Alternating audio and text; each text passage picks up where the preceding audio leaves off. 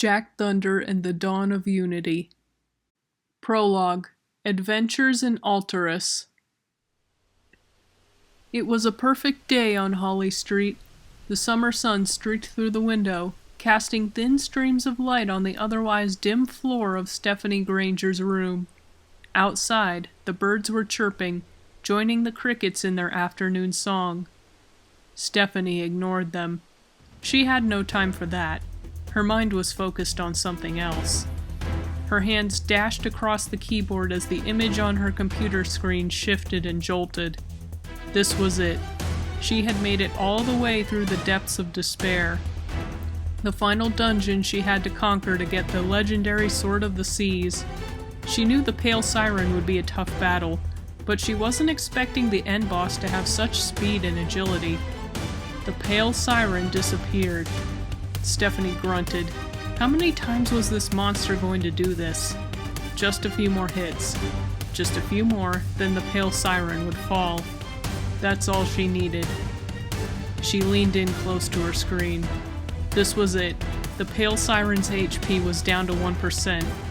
Just when she was about to dish out the final hit that would fell the end boss, granting her the sword she'd spent so many hours tracking down, fighting through mobs of evil mermaids, traversing every single one of the 100 levels of this dungeon, the screen went black.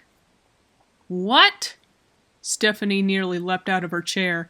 She screamed a number of curses at her computer, only barely holding back the urge to punch in the screen. She pounded on the power button. No matter how many times she did, it wouldn't restart.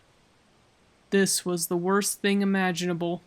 Not only was all her hard work for nothing, but now her computer was possibly broken. She sat back down and sighed, planting her face in her hands. There had to be some way to fix this. Maybe the computer just got overheated? It was acting a bit laggy earlier.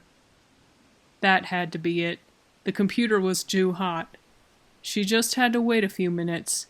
Then she could turn it back on. Stephanie sighed once more. And fight through that whole dungeon all over again. Just as she completed that thought, Stephanie heard the whir of the computer fan. She turned back towards her screen to find the logo of a papaya against a black background. She sighed in relief. The computer was restarting. She waited patiently for it to reboot. Instead of taking her to the home screen, however, it met Stephanie with a new sight. It was the start screen to a video game she'd never seen before. In the center of the screen was a sigil bearing a 6-pointed star, each point facing a different emblem. A swirly cloud, 3 water droplets, an overturned crescent moon, a tree with 5 branches, a raging flame, and a sun with 6 rays. 2 fantastical beasts flanked the sigil. A white unicorn with a shaggy mane, and a black dragon with 1 broken horn. Above it were the words, Adventures in Altairus. Stephanie froze. What was this? A new video game? Who had been using this computer before her? Still, she wasn't one to ask too many questions, especially when it came to video games. A new game was a new game, even if it popped up mysteriously on her computer one day. She pressed enter. Welcome, young traveler. I see you have arrived at our wonderful world. Beyond this misty curtain, and past the sky-high mountaintops, a new day in Altairus is beginning. The camera panned beyond the mountaintops to reveal a blissful valley, filled with forests and rivers. The art style reminded Stephanie of some stained glass windows she'd seen in her history textbook in class. She hadn't paid much mind to them. School was boring. But she'd definitely pay attention if it were presented like this. All sorts of scenes played out in front of her. It began with the heart of Altairus, who had shaped this world from its 6 tentacles. It had split the primal force, Anima, into 6 different elements: air, water, earth, fire, darkness, and light. The cutscene continued. It explained the history of Altairus. It told of the royal beasts, the unicorn and the dragon. Through their marriage, they populated the world with the fearsome magical beasts, who in turn created the marvelous fairies. For centuries, the world lived in peace. All of a sudden, things took a dark turn. The heart of Altairus had become lazy and greedy. It began to favor those whose sacrifices it held most dear. This drew the attention of the wendigos, shadow demons whose only happiness is to drain all anima from the universe. Seeing an opportunity, they approached the heart of Altairus, promising it endless praise and worship if it were to accept their foul magic into its body. The heart of Altairus took the bait. Its form twisted and blackened, transforming it into a beast with only an endless hunger for what it had lost. The heart of darkness. But with the help of 6 powerful artifacts, called the Fragments of Anima, a band of brave heroes saved Altairus from destruction. They beat back the heart, sealing it in the flip side, the desolate realm where the wendigos dwelled. But their victory had not come without cost. After the battle, the fragments were lost, blown out of the heroes' hands in an explosion that rocked the world. So it was that the Fragments of Anima were scattered across Altairus, waiting to be rediscovered. But it wasn't long before the heart was set to return. Stephanie gasped. The Heart of Darkness had come back? After only 10 years? She kept watching. This time, though, we were lucky. One young storm gremlin, Jack Thunder by name, recovered the fragment of air from inside Mount Tempest. One by one, he found each of the Fragments of Anima, along with 5 new friends, each from different walks of life. When they confronted the Heart of Darkness, they purified and restored it to its former glory. Now, the Heart of Altairus sits on its rightful throne once more. Stephanie blinked. Alas, I sense a new change on the horizon, one that could usher in a new age of prosperity for all of Altairus. It's a heavy task, but I have faith in you. Will you help us? Just as the cutscene finished, the screen froze. Stephanie tapped her foot. Well, isn't this thing going to take me to the tutorial level or something? The picture on the screen gave way to a bright, unnatural white. Stephanie turned away, covering her face with her hands. What was going on? Had her computer gotten a virus? She tried to get up and walk away, but she could feel something drawing her back towards her computer. No, not just drawing her back.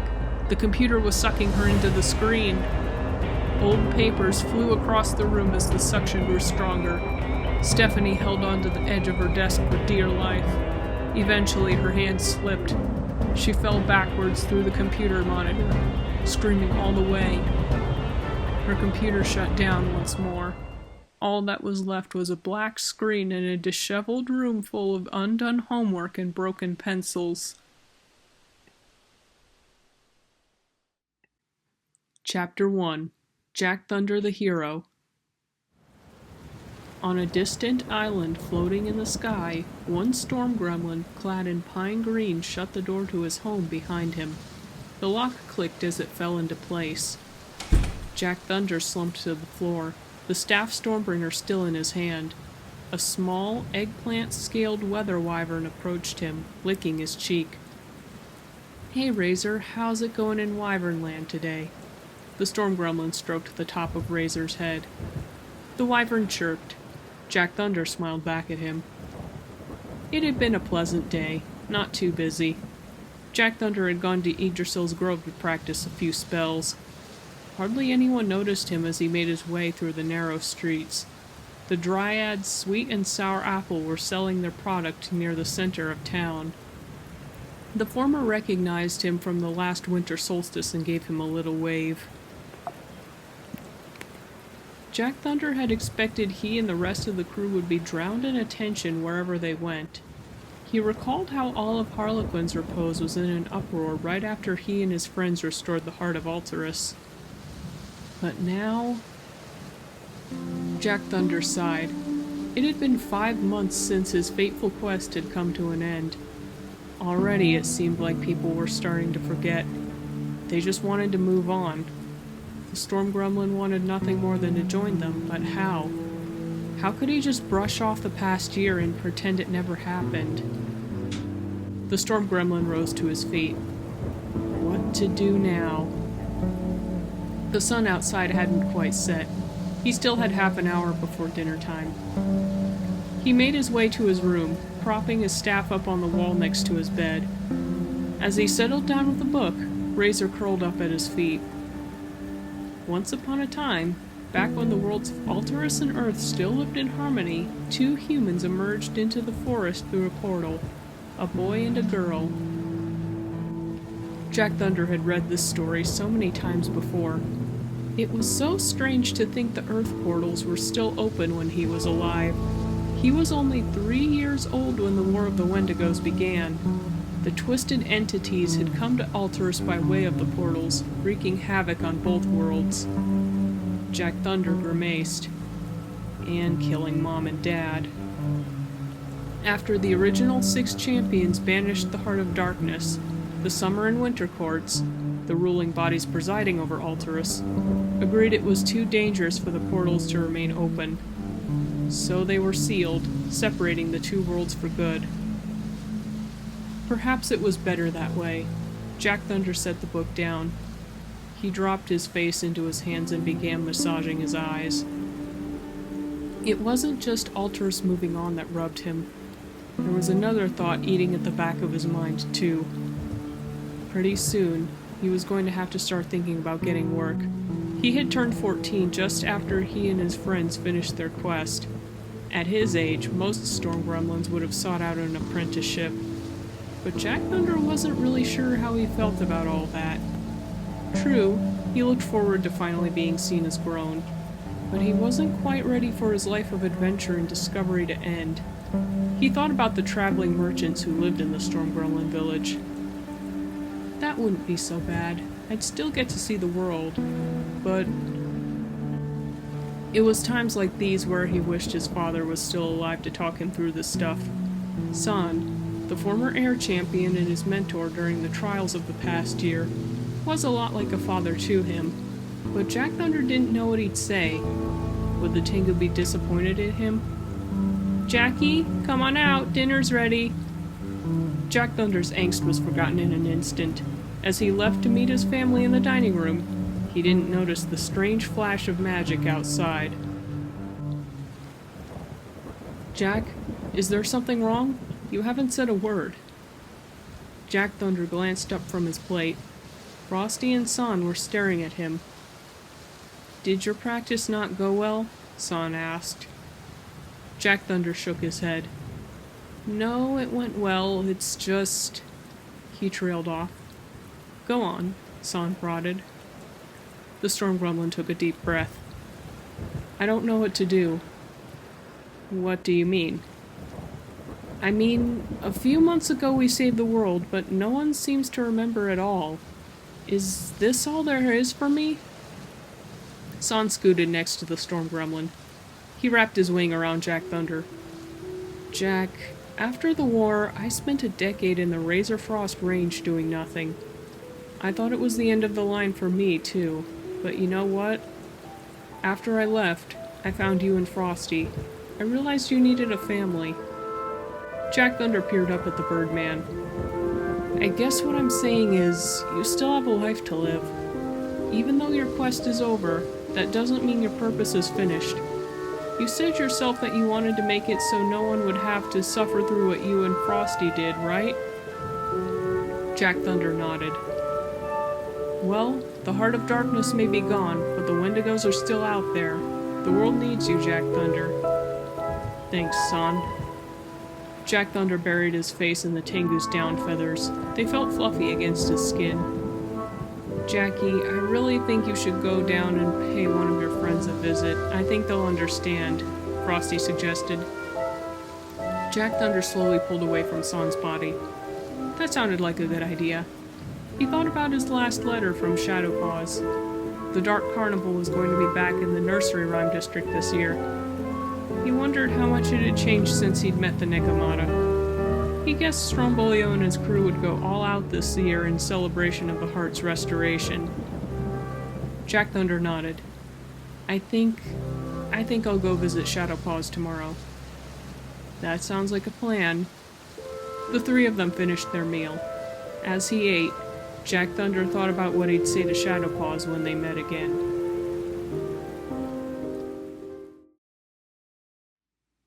Chapter 2. Crossing Paths. Stephanie's wild ride ended with her plunging face first into the dirt. The swirling portal behind her sealed shut, leaving her sprawled on the ground. She lifted her head, spitting out a mouthful of wet grass. Where was she? She couldn't make out much in the mist that surrounded her. Stephanie stood up and looked around. She was in the middle of a field during a rainstorm. Behind her stood a jagged, imposing mountain, cloaked in shadow. There wasn't much in front of her save for a bunch of weird, squat trees and damp grass that seemed to stretch on forever. The early morning rain enveloped the land in heavy fog. A bright flash of lightning bathed the land in false sunshine for only a second, snapping Stephanie out of her trance. Was this supposed to be the tutorial level? It wasn't like any she'd ever seen. Not only was this place super creepy, but there wasn't anyone else around. No NPCs to talk to, no enemies to fight. What kind of game was this, anyway? She spotted a fallen branch from one of the trees and picked it up. At the very least, she would need something to defend herself with. She began to plod away from the mountain. There had to be a town around here somewhere. Once she found it, she would ask the residents if they had any quests for her. She knew what she was dealing with. Jack Thunder checked his sack one last time before he left. It looked like everything was in place. He gave Razor a pat on the head before he went outside, shutting the door behind him. He slung Stormbringer over his shoulder, fastening it to his back. It didn't matter that it was twice as big as he was. He never knew when he might need it. Even with the heart of Altairus restored, the wendigos could strike at any moment.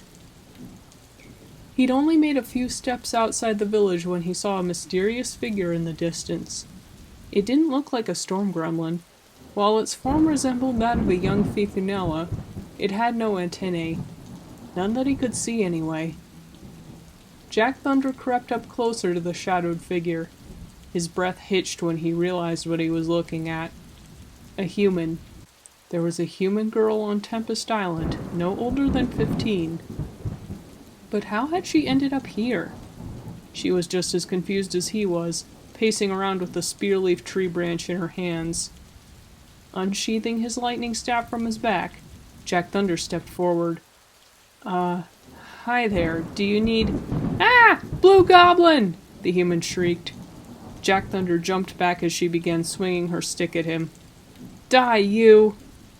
Jack Thunder ducked out of the way of the stranger's makeshift weapon.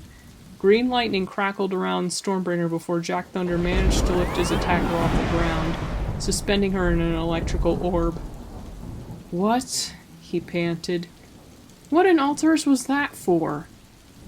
Let me out of here, Goblin. I'm the savior of this world. The introduction told me so. The stranger thrashed, trying to loosen herself from Jack Thunder's magical grip. She threw her fist against the barrier, giving herself a nasty shock. The introduction? Jack Thunder's face twisted in confusion. Yeah, your introduction video. It told me there was a new change on the horizon, and I was supposed to lead it. Jack Thunder blinked. A new change on the horizon? Wait a minute.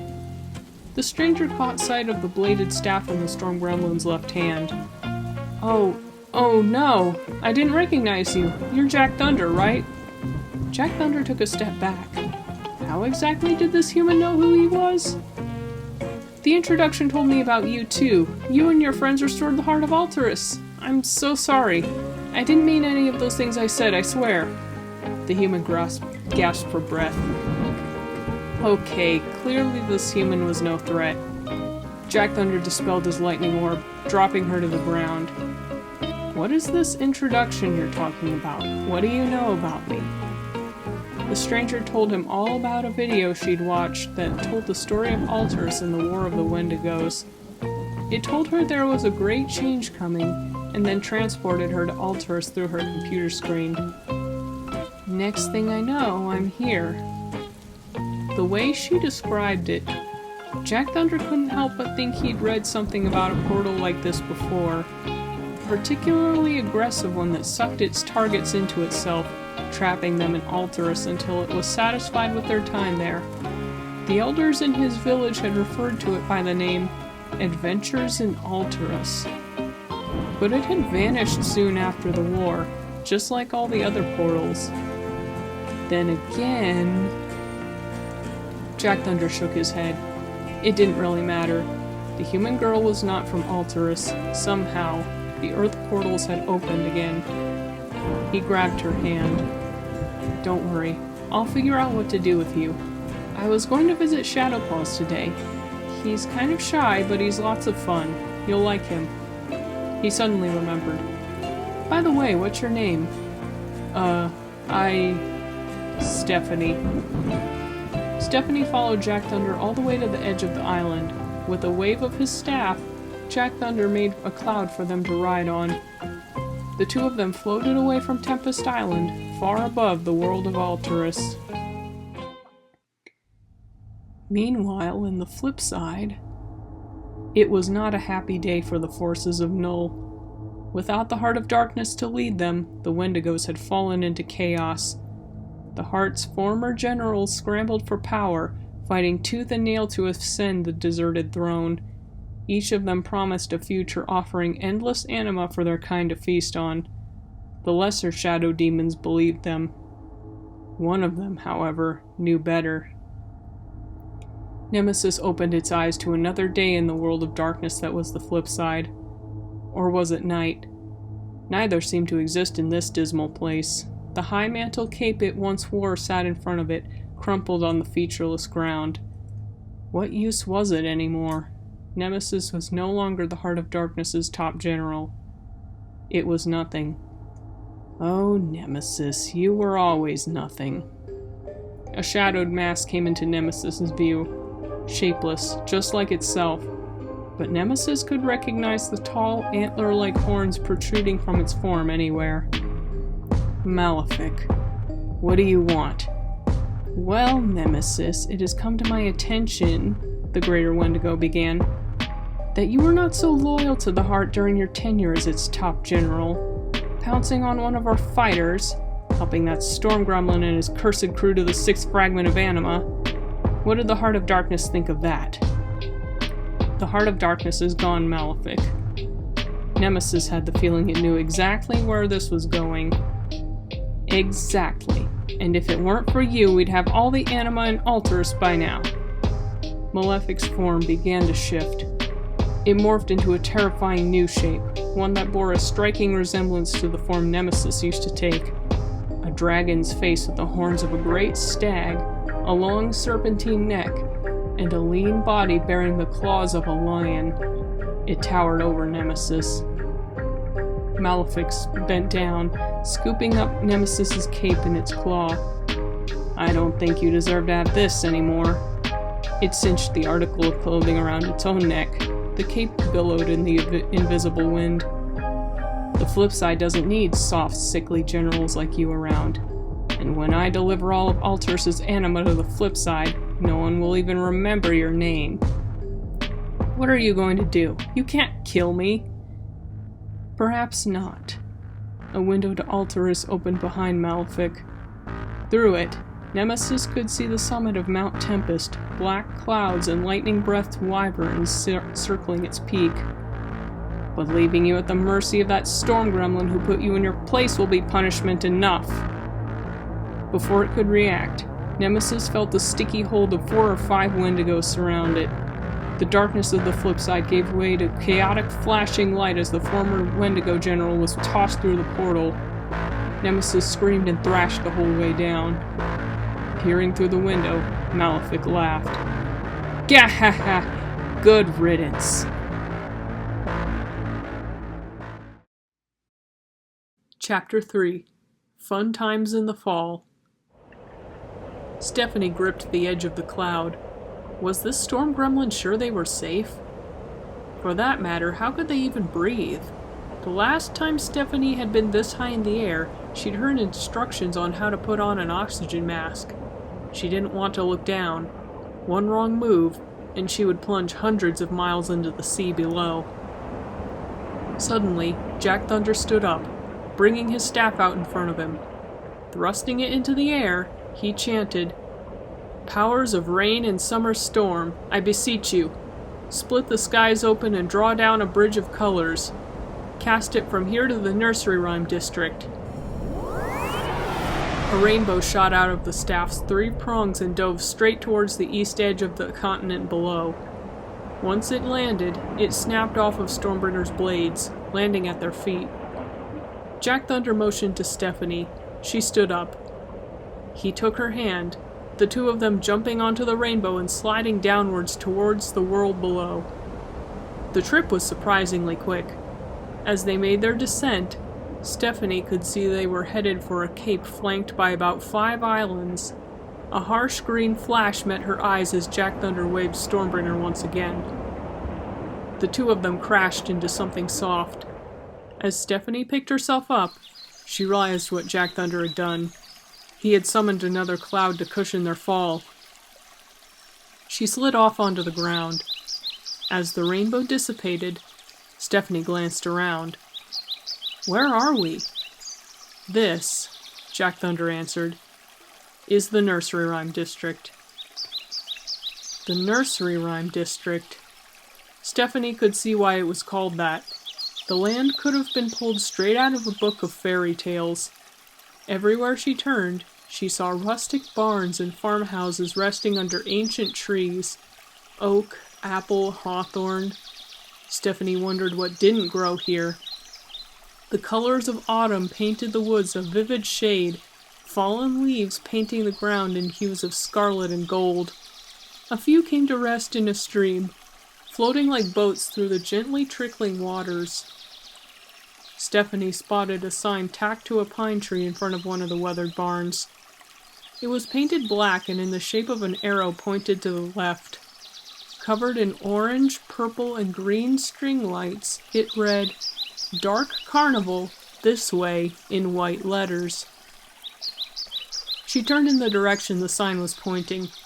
Before her stood a thickly forested hill, a path shrouded in darkness, flanked by 2 oak trees wrapped in the same spooky string lights as the sign, dared her to take a step forward. "Well, what do you say? Dare to venture forth?" Like any good adventurer, Stephanie took that brave step into the shadowed forest. Jack Thunder followed her all the way to the top of the hill. Stephanie squinted as she stepped back into the sun. She huffed in frustration. The trip had been completely uneventful. She had expected that at least one monster would attack them as they made their way to the top. That was how these things worked, right? How was she supposed to gain experience if nothing challenged her? But where once there were no monsters, there now seemed to be a ton of them. Strange creatures of all sorts were lined up to get into the dark carnival. Some were big, some small, but all were special. Most were dressed up for the occasion, donning a variety of costumes. There were quite a few dressed in pied jumpsuits of black and purple. Crooked fake horns protruded from their heads. The line moved rather quickly. As Jack Thunder placed his money down for 2 tickets, he remembered how the wood sprite at the counter mistook Stormbringer for a fake last year. Surely, once she'd seen him and his friends conduct the greatest show in Altairus, she'd realized it wasn't. The attendant said nothing as she handed the 2 of them their tickets. Jack Thunder and Stephanie made their way into the carnival grounds. Stephanie had never seen a place like this before. Everything in the carnival was made out of wood, but not wooden planks. Rather, they were forged from the many trees and bushes of the nursery rhyme district, twisted into the shapes of various rides and attractions. Warped trunks made the tracks, twisted roots the scaffold, even glowing mushrooms stood in for colorful lights. A soft magenta glow surrounded them, barely visible in the daylight. Jack Thunder beckoned Stephanie to follow him. The two made their way to a black and purple striped circus tent in the distance. If Stephanie remembered right, this was where Shadowpaws worked. She found it funny that the one race known for tinkering and inventing things in this world was not gnomes or goblins, but twin-tailed cat people, with forehead gemstones that could scramble your brain, no less. Eventually, they made their way to the tent's entrance. Beside it was a familiar Nekomata with telltale black and white fur. A round, royal violet crystal sat just about above his eyes. "Hey, Shadowpaws, nice seeing you again," Jack Thunder greeted the cat boy. "Could say the same for you, Jack. How've things been since the battle?"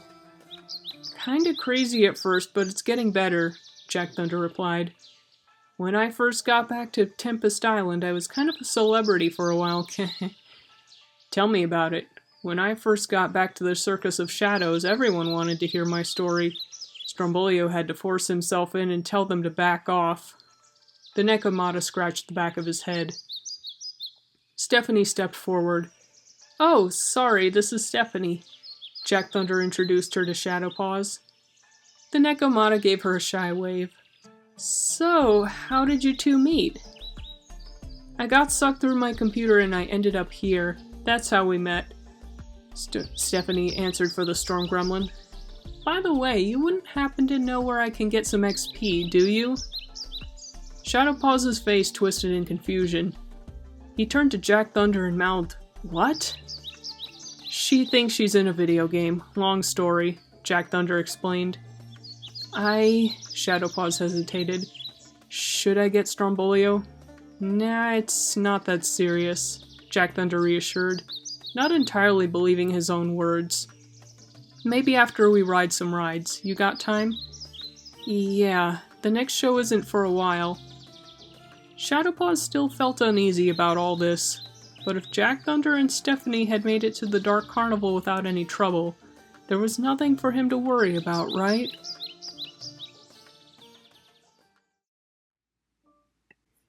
Chapter 4: The Tunnel of Terror. "Hey, Shadowpaws, how come we haven't been on that one?" Shadowpaws turned to where Stephanie was pointing. His eyes met a garish, crudely painted castle, the words, "The Puppet Palace," flickering across the top in loopy neon letters. He scrunched up his nose in disgust. "No way. You don't want to go on that one, trust me. It tends to make people throw up." Stephanie rolled her eyes. "What, you scared? I'm gonna try it out." She darted towards the entrance. "That's not what Ugh." Shadowpaws ran after her. The three of them strapped themselves in. As the ride started, the cart began a slow crawl around the track. The three were enveloped in darkness. Stephanie scoffed. "Seriously? This is what Shadowpaws is afraid of?" A lone spotlight sprung to life. A single wooden puppet, carved to resemble a harlequin gremlin in a black and orange jumpsuit, began to sing. "Oh, life is so grand in our world of wonder." As lights of various colors flared to life, more puppets, most shaped like gremlins, joined into the chorus. The insipid little tune assaulted Stephanie's ears. "Don't let sadness tear you asunder. When we join hands and sing this song, you'll always want to sing along." That was the whole song, just the same chorus over and over. Stephanie clasped her hands over her ears, but it still seeped through to her brain. It assaulted her from every angle as the creepy dolls danced and ran circles around the car. She groaned. "All right, never mind. Now I see what Shadowpaws meant by 'this ride makes people throw up.'" Suddenly, the lights cut out, along with the music. The puppets seized, then slumped over, hanging by their strings. Stephanie sighed. What a relief. The car jolted to life. It began a slow, steady crawl further into the black. Stephanie held her breath. What had happened? Did the ride break down? A red light cast on a single puppet in the gloom drew her attention. It listlessly strummed at the strings of a mock guitar. The cart slowed down until it stopped right next to the lone marionette. Its head lifted, casting its sightless gaze upon Stephanie. Its expression morphed into one of sadistic glee, glass eyes peering down at the lone human amongst fairies. Target found. A billion eyes flared up in the dark. Jack Thunder's staff crackled dangerously as he brandished it at their invisible foes. Stephanie only saw Shadowpaw's third eye crystal flash for a split second before the cart burst into a sprint, rocketing faster and faster down the infinite tunnel. Stephanie was slammed down into her seat, unable to see anything save for bright streaks of red and vague outlines of claws and sharp wooden teeth as they raced past the possessed puppets. Her mind raced. This must be my first boss battle, but what do I do? A crack of lightning filled her ears as a bolt of green lightning lanced past her and struck one of the puppets in the chest. It erupted in a fiery blaze, its forlorn scream lost amongst the whoosh of the wind. More marionettes dove at Jack Thunder to avenge their fallen friend. One managed to grab hold of the Storm Gremlin's staff for a moment before it too was immolated. Jack Thunder yelled to Shadowpaws over the din.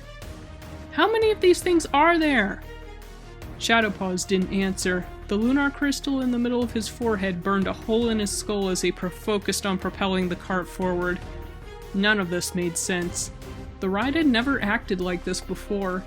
And what was with the target found he heard? It was as if someone painted a bullseye on their backs. One thing was for sure. This could only be the work of another Nekomata. Who else had such a wield over wooden dead things? He got an idea. His third eye crystal's aura turned a bright white as he charged up his spell. A blast of psychic energy from his forehead froze all the wicked animatronics for a second, long enough for Jack Thunder to shock them one last time. They were all set ablaze, thrashing and shrieking in despair as they burned away. Stephanie felt the pressure on her body let up as the car finally slowed down. The inky darkness of the tunnel gave way to the shade of trees.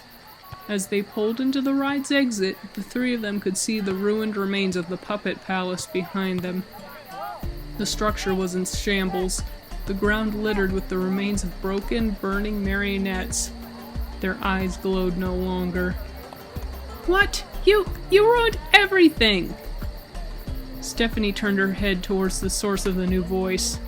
A rather skinny and filthy-looking Nekomata was running at them, shouting angrily. He was black and gray like a Siamese cat, but he had white fur on his belly and face. Two long patches of black on his muzzle formed a curled mustache, suiting the ragged black top hat and cape he wore. His icy eyes bore into the three of them. "Look what you've done!" He pointed towards the demolished remains. "You broke them all! What am I supposed to do now?" "What? Did you send them to attack us?" Shadowpaws demanded to know. The stranger's face twisted. "Do you know what's going to happen to me? Oh, I knew this was a bad idea. Miss Butternut told me not to make a scene. But seeing the air fragment in your hands... Hey, what's going on over here?" A deep and powerful voice drew Stephanie's attention. She spotted a burly harlequin gremlin running towards them. She had to guess he was the one in charge around here. His jumpsuit was the same black and purple as the ones the guests were wearing at the entrance. He had bushy black eyebrows and a somewhat scraggly goatee that shone almost blue. His slender tail kinked and curled upon itself. What distinguished him most from the other harlequin gremlins, though, was the notch on his right antenna. The stranger's ears flattened at the sight of the older gremlin. Oh! Strombolio! Long time no see!" Strombolio's eyes narrowed. "Why are you here, Twitchit? You know you're not welcome on Circus of Shadows property." The Nekomata stammered. I was just... "And what's all this behind me?" Strombolio motioned to the wreckage. Well, you see, I was just servicing the ride. Twitchett smiled. Yeah, that's right. And these 3 kids here, I saw them messing with the dolls. I tried to stop them, but, you know... Strombolio snorted. You really expect me to believe that garbage? Shadowpaws joined in. Yeah, and who is this Miss Butternut person?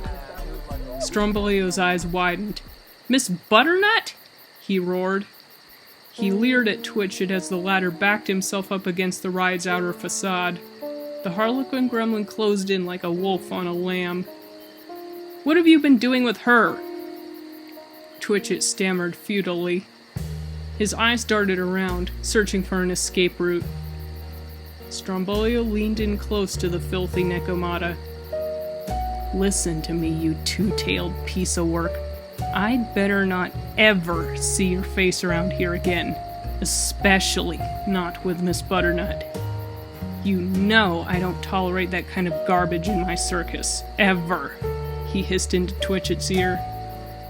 Strombolio backed off and pointed towards the exit. Now get out, if you know what's good for you. The stranger scuttled away, twin tails between his legs.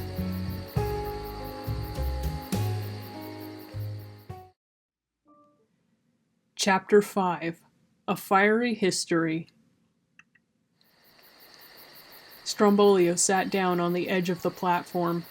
He stared solemnly towards the ruins of the puppet palace. Well, I hated that ride anyway, but I didn't want it to go bust like this. Mr. Strombolio? Strombolio turned to face the 3 kids in front of him. He sighed. It's alright, Shadowpaws, I don't blame you for this. I can't believe Twitchett came back. After all these years, you'd have thought he'd learned his lesson. Jack Thunder stepped forward. Yeah, who was that guy anyway? Why isn't he allowed here? Strombolio took a deep breath. Me and Twitchett, we have a bit of a history between us. He shifted his weight. Y'all might want to sit down. The 3 took their seats on the edge of the platform. It was story time. 4 Cybele Nisan, 2231, Silver Era. Little Strombolio stared up at the poster before him. He couldn't read the words too well, but he recognized the face on it. A Nekomata with white and gray fur, wearing a neat black hat and cape. They called him Puppet Master Twitchett. He had a very special talent in the Circus of Shadows. With the slightest movement of his hands, he made little wooden figures sing and dance across the stage. The crowd would stare in awe as they seemed to come to life right in his hands. What are you looking at, little performer? Strombolio turned to see the face of his teacher, Ringmaster Magnus Sunders. The older Harlequin gremlin turned to the poster. Oh, I see. He knelt down next to Strombolio. You like that poster? Maybe someday, if you work hard enough, you can wow the crowds just like him. Won't that be fun? The little Harlequin gremlin smiled and nodded frantically. That sounded good to him. 16 Nisan, 2232, Silver Era. Strombolio had worked hard this past year. He was becoming a rising star in the circus. Magnus was so impressed, he changed up the show schedule to give the young Harlequin gremlin more time on stage. Strombolio couldn't have been happier. The other performers talked about him a lot. They said he was going to take over for Magnus once the older Harlequin gremlin decided to retire. The young gremlin shook his head. That sounded pretty far-fetched. Magnus would never retire as long as he could keep running. The click of the door behind him snapped him out of his thoughts. His breath caught in his throat. Standing behind him in the mirror was Mr. Twitchett. The Nekomata's expression was unreadable. Strombolio swallowed hard. He guessed Twitchett would be sore over his act being pushed to the side. The Nekomata didn't seem too happy when Magnus posted the new schedule.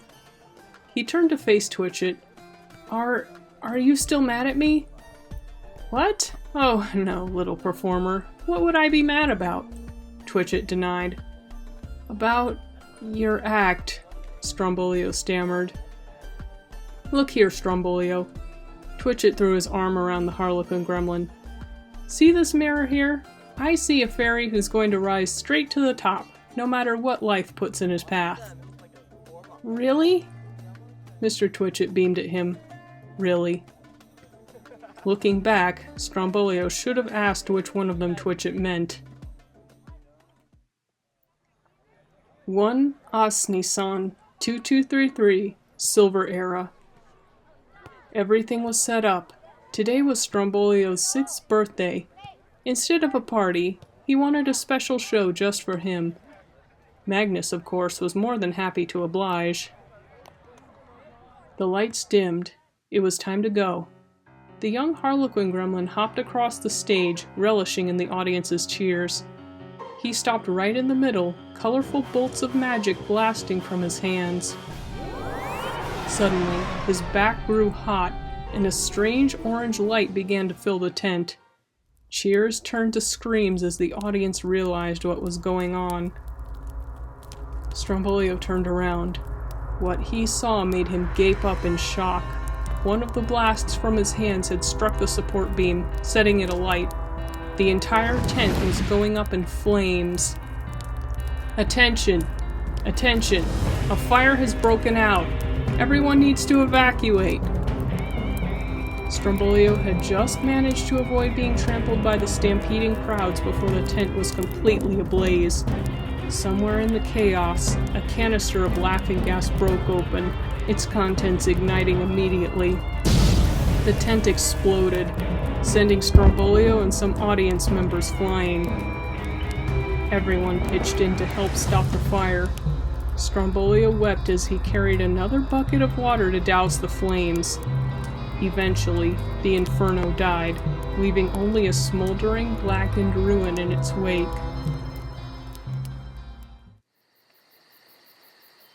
That evening, Strombolio curled into himself. Even the cabinet he hid in couldn't shield him from the consequences of his own actions. He sniffled as he listened to the conversation just outside. I don't know what you're talking about. I'm not the one who set the tent on fire. Really? Then why did you have an empty jug of lighter fluid in your trailer? I was just... Quit lying, Twitchett. We all know what you did. You were trying to get Strombolio booted, weren't you? Thought I'd blame him for it. Do you even realize what you did? The tent exploded. Half the audience is in the hospital. Not to mention the lot of us. I nearly got trampled to death myself. I never meant for it to explode. I only meant... You can tell it to your next employer. You're finished here. What? You can't do that! I'm your top performer! If you were even remotely worthy of that title, you wouldn't have sabotaged a 6-year-old's act and nearly killed a bunch of people. You ought to just be glad I'm not calling the guard on you. You'd be lucky to ever see the light of day again. Raphael, Rudolph, get this Nekomata out of my sight. Fine. I never liked working at this idiot circus anyway. Heavy bootsteps and angry shouts filled the world outside for a few seconds, then faded away. Finally, there was only silence. Strombolio heard the door creak. Strombolio?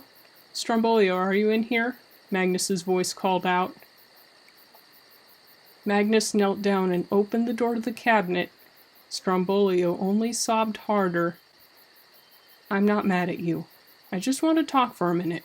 Come out, please. Slowly, Strombolio crept out of the cabinet. What did Magnus want to say to him? It's okay. Twitchett's gone now. He's not going to be coming back for a long time. Strombolio stayed silent. Listen, Strombolio. Magnus's tone grew firm. What happened wasn't your fault.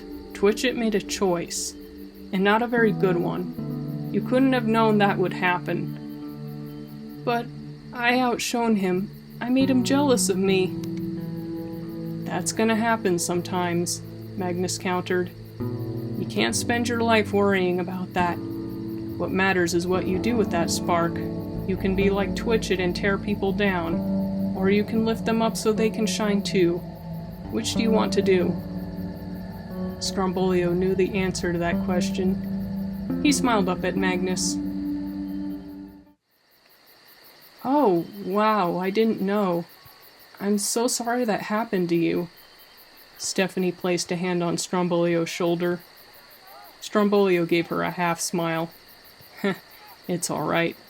Magnus was always there for me when I was younger, kind of like a second dad. I just wish... His eyes grew a bit misty for a second as he thought about his old ringmaster. He turned back to the ruined puppet palace, his expression turning to a sneer. Appropriate that old Twitchit would come back destroying our property like this. And just when I think he can't go any lower, I find out he's in cahoots with Miss Butternut. What the flip side has he been up to? Miss Butternut? Stephanie inquired. She's the leader of this hate group called the Anti-Humanist League that's been running around Altairus ever since the war. Strombolio snorted. They don't think your kind belongs here, and they'll run around destroying things until they get their way. Bunch of hooligans is all. He turned to Stephanie. Listen, kid. I'd be real careful who I trust around here if I were you. Humans and fairies aren't exactly on friendly terms right now. Stick close to Jack and Shadowpaws, okay? Stephanie crossed her arms in front of her, but nodded nonetheless. Don't worry, it'll be fine. We saved the entire world, remember? Jack gave Shadowpaws a shoulder nudge. Shadowpaws grunted in affirmation. He was too lost in thought to pay attention.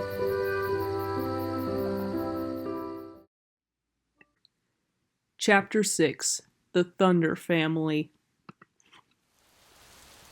Wow, I never expected that to happen today. Can you believe it? Yeah. Stephanie plodded along beside Jack Thunder. She wished she'd had her raincoat with her when the computer sucked her in.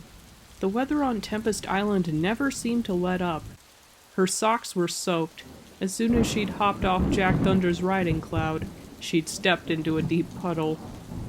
She stared in envy at his shiny emerald boots. I bet he doesn't worry about getting his feet wet. Finally, they made their way to a village of huts made from azure stone. They walked some ways before Jack Thunder stopped in front of the door to one of them. He pushed it open, letting Stephanie into the surprisingly modern front room.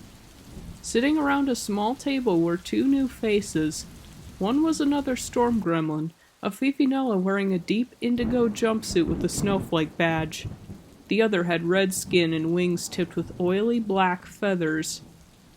Oh, I ought to introduce you to my family. Jack Thunder gestured to the gremlin woman on the left.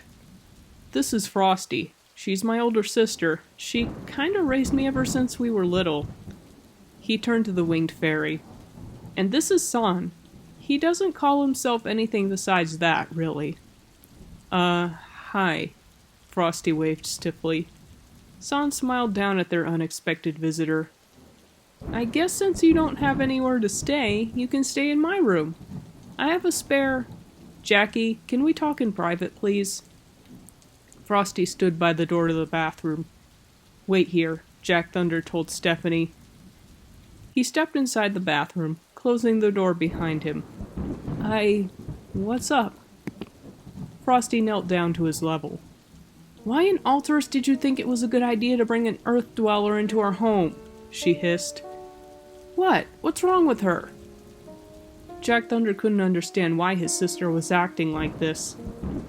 Don't you remember what happened during the war? Our mom and dad died, Jackie. The humans killed them. I'm not about to let my baby brother be hurt by some earth beast. Jack Thunder's jaw dropped at Frosty's language. What? Excuse me? Weren't you the one who told me I should be nice to everyone, no matter what they were? Now you're going back on that, just because you're scared? Frosty seethed. She had no leg to stand on. She stood for a minute, rubbing her face with her hand as she grumbled. Ugh, fine. You know what? You got me there. Just, I need to talk to San about this. He'll know what to do. That was good enough for Jack Thunder. He and his sister left the bathroom. It was settled. San said Stephanie could stay. Really? Even though... Frosty questioned. She doesn't have anywhere else to go, Frosty. Not until we can get another portal open to send her back, San explained. I know you and your brother lost a lot in the war, but she's not responsible for what you've suffered. For the time being, she stays. Frosty couldn't really argue with that. Well, Jackie, I guess show her your room, she sighed. Great, thanks, San. He and Stephanie rushed off down the hall. Jack Thunder opened a door on the left at the end of the hallway. This is my room. You can stay here until we get you back. Adorning every wall were posters of a smug storm gremlin in a ruby jumpsuit with black boots and gloves. On his chest was the emblem of a golden buzzsaw blade. A few of the posters had the name Razor emblazoned at the bottom in bronze letters. His bed was neatly made, the blankets the same color as his clothes. Curled up in the middle was a small wyvern with eggplant scales. The wyvern lifted his head, staring straight at Stephanie with jade eyes. Razor, Jack Thunder addressed the wyvern. This is Stephanie. Stephanie gave Razor her hand to sniff. He licked it a bit. Don't worry, he doesn't bite. Unless you're a bad guy, that is, Jack Thunder smirked. Razor, Stephanie repeated. Did you name him after the guy up on the walls? Yeah, he was kind of my hero when I was little, the strong gremlin answered. So of course I had to name this guy after him. He patted the young wyvern's head. Cool, Stephanie grinned. She was going to like this place. Late that night, San sat at the dining room table, Stormbringer clutched in his claws. He concentrated on the gemstone in the center of the staff. Come on, come on. The veils between Altairus and Earth were growing thin. They had to be. Why else would the portals open again after 10 years of being closed? Colors and shapes swirled within the gem. Gradually, they settled into a clear image. The staff was picking up on a transmission from the other world. As the picture became clearer, San realized what he was looking at. It was a newscast from Stephanie's hometown. In other news, it has been reported that 15-year-old Stephanie Granger has been missing for 5 days. She was last seen at her house on Holly Street last Friday. San sat there, listening intently. The police had found her room completely trashed, clear evidence the adventures in Altairus portal had struck. Her mother, a haggard woman with stringy red hair, begged for her safe return, tears streaming down her face. The Tengu couldn't help but feel some sympathy for her. As far as she knew, her daughter had been snatched from her room by some wacko. Suddenly, he heard something that made him freeze. The only lead detectives have found is this singular piece of crystal. While its origins are not clear, scientists have concluded that it resonates with some kind of potent energy. The video showed a hand belonging to one of the human scientists holding up a palm-sized crystal glowing a verdant teal, an air crystal. It must have fallen through the portal when Stephanie was spirited away to Tempest Island. A piece of Altairus was lost on Earth. And given how things were going, San reckoned it wouldn't be long before the humans found their world once again.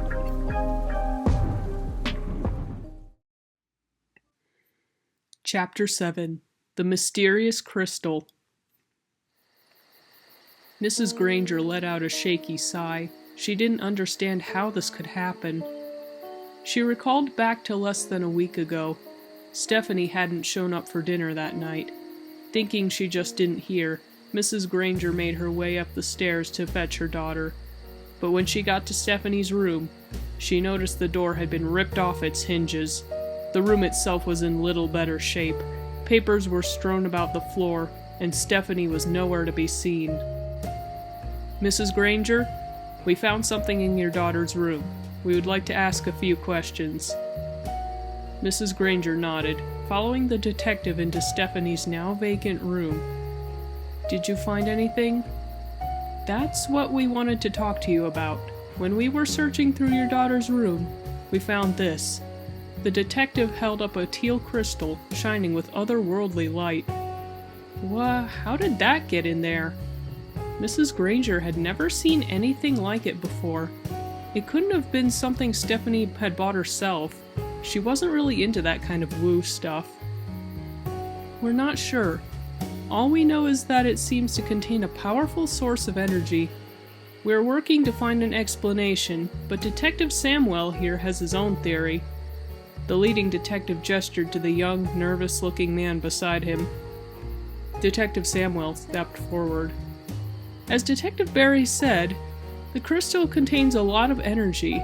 When I held it, I saw what I think were storm clouds and lightning bolts flashing across the surface, almost like it was filled with the very essence of air.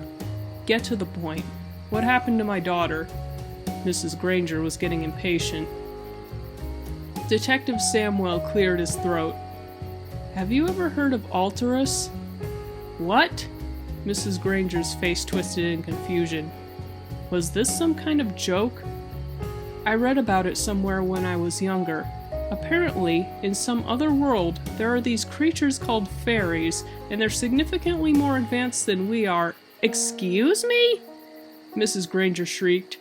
"Are you suggesting that my daughter was kidnapped by aliens?" "Mrs. Granger, please." Detective Barry tried to calm her down. "We're all doing our best to find Stephanie. We don't know what happened. At this point, we're considering all possibilities." "Including alien abduction, huh?" Mrs. Granger scoffed. "Maybe I should have called for a better detective," she snorted as she stormed out of Stephanie's room. She slammed the door shut behind her. Detective Barry and Samwell exchanged looks. This was going to be a tough case to crack. "So, what was all that about Altairus?" Detective Samwell glanced up from his report. Detective Barry's arms were crossed, his eyes fixed on the junior detective. Samwell scrambled to his feet. "I mean, we don't really know what this thing is, right? I was just trying to consider the possibility." Detective Barry opened his mouth to chastise the young man, but he closed his mouth. He couldn't think of anything that made more sense. From how Mrs. Granger described her, Stephanie was not the kind of teenager to just run away out of the blue. And they couldn't find anything that pointed to kidnapping. Who could just snatch a high schooler straight from her room without making a sound? He sat down in a chair opposite Samwell's. The mysterious crystal sat on the table before them, taunting them with the same shimmering light it had that afternoon. Barry took a closer look at it. Sure enough, he could see dark, billowing clouds and flashes of lightning lancing through it. He'd never seen anything like this before. He picked it up. What can you tell me about this Altairus place?"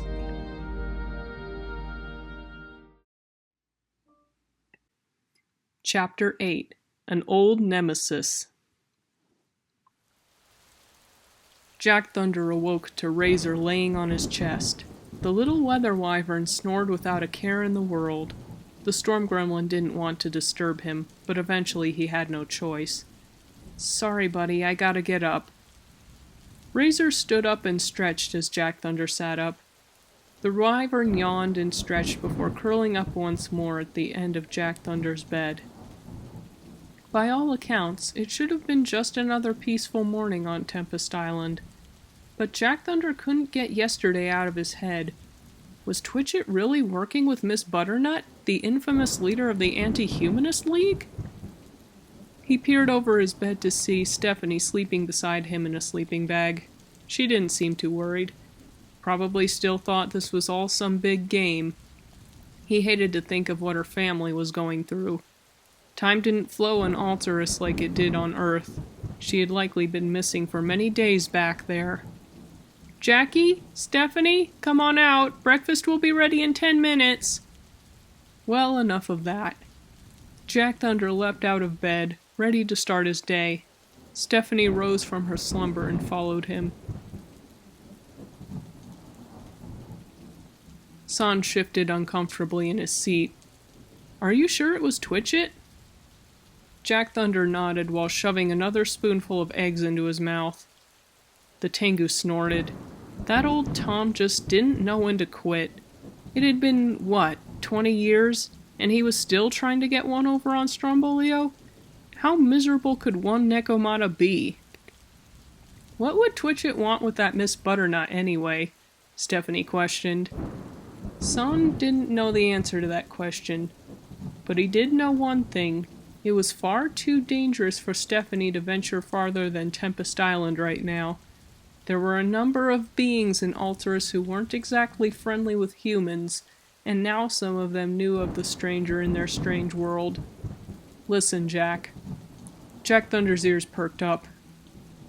Why don't you show Stephanie around Tempest Island? You can show her where you gather your crystals for your spells. Jack Thunder's face brightened. That sounded like a good idea. He waited for Stephanie to finish before they both hopped up from the table. San watched as they disappeared out the door. A memory scratched the back of his mind. Miss Butternut. That name belonged to one ugly face he'd seen in the news just before he'd fled for the Razor Frost Range. She'd given a speech to the summer and winter courts of Altairus, convincing them to close the portals between Altairus and Earth after the war. He hadn't exactly approved of the language she'd used when speaking about the humans, but he'd brushed it off as nothing. Anima knew he was just as jumpy as everyone else after what had happened. He didn't bat an eye when the portals were sealed either. Looking back, maybe he should have spoken up about it. He met Frosty's eyes. She nodded in solidarity. The past was over and done with. What was important now was keeping an eye on Jack and Stephanie, and figuring out what was going on with Twitchett and Miss Butternut.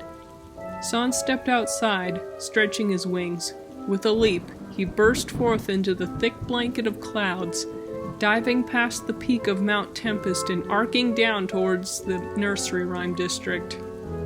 He would not stay silent anymore.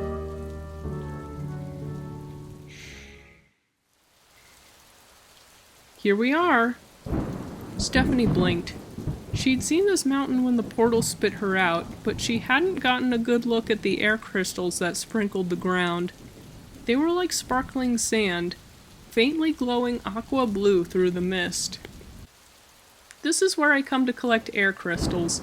I actually found Stormbringer here when I was looking for some. Just saw this eerie green glow coming from that cave over there. Jack Thunder pointed towards a deep cavern in the side of the mountain. Ah, sweet. Stephanie didn't pay much attention. She was more focused on gathering the gemstones that littered the mountainside. Maybe when they got home, Jack Thunder would teach her some spells. Then she might stand more of a chance in battle. Stephanie shook her head. In every other game she played, she would breeze through whatever challenges she came across without even trying. But so far, she'd already gone through one boss battle without doing anything useful. She assumed the thing with Twitchett was a boss battle anyway. What else could it have been? She sighed. This game was going to test her, whether she wanted it to or not. As soon as she had that thought, the air dropped a few degrees. She shivered. She didn't even have any winter gear. How was she supposed to get through this? Hey, was that big gray spot there before? The air crystals on the left side of the mountain seemed to have lost their color. Even the rocks below were bleached. Stephanie jumped. The low hum coming from Stormbringer had caught her off guard. The gemstone in the center was flashing a menacing green. Jack Thunder gripped it with both hands. his expression twisting. Wendigo. He thrust the points forward, creeping towards the muted spot on the mountain. As the two approached, Stormbringer's pulse quickened. Stephanie's stomach twisted. She was really gonna do this? Face down a Wendigo with no experience? What kind of game was this? Jack, what's... Stephanie stopped. Sure enough, this was a Wendigo. It lay motionless in the middle of a discolored spot in the foothills. It turned its head up, revealing a face like a goat skull with a fanged mouth. Its eyes glowed a faint, rusty brown as it stared weakly at the storm gremlin. Nemesis! Jack Thunder charged toward the Wendigo, his staff crackling with electricity. No, wait, stop! I'm not here to hurt you! Nemesis tried to shield its face with a claw. What are you doing showing your face here again? Jack Thunder barked. Stormbringer trembled in his hands. You don't understand. They kicked me out. Malefic... Nemesis's words trailed off as exhaustion and anima hunger overtook it. It clutched at its abdomen. Jack Thunder's shoulders relaxed. He couldn't help but feel some pity for the Wendigo in front of him. Sure, it was a demon that drained the essence of life from wherever it had the misfortune of going, but he remembered how it helped him and his friends find the last fragment of anima. Stormbringer glowed with a soft white light, and a small orb of rainbow light made its way towards Nemesis. As it phased into the Wendigo's form and dissipated, Nemesis seemed to relax. Relief crossed its deathly face as it made its way to its feet. Why did you... Don't mention it, Jack Thunder interrupted. Now, what's all this about Malefic? Nemesis's face darkened more than usual. The flip side has been in chaos ever since you and your friends restored the heart of Altairus. Without their leader, the Wendigos have all been scrambling to claim the throne. General Malefic was always jealous of me. It resented that the Heart of Darkness had favored me over it. After I helped you, things just got so much worse. I think Malefic was just waiting for an opportunity to spring on me. The others banished me from the flip side. Now I'm here, completely at your mercy. Nemesis's head drooped. Jack Thunder lowered his staff, holding it at his side. Stephanie ran up to him. Jack, what's going on here? Is that Wendigo... She halted dead in her tracks. Wasn't it supposed to be attacking? It was just standing there. The storm gremlin wasn't sure what to think. The Wendigos kicked one of their own out of the flip side? He guessed that they would be mad about Nemesis betraying them, but why cast it out here? Wouldn't that have been a good thing for a Wendigo? Well, in any case, Nemesis would be helpful to keep around. Stormbringer flashed white again, and glowing chains wrapped themselves around the Wendigo's form. Nemesis didn't scream, nor did it protest as the binding spell took hold. This should keep you under wraps until I figure out what's going on, Jack Thunder thought. He picked up his sack full of air crystals before heading back to the village. He had a few letters to write.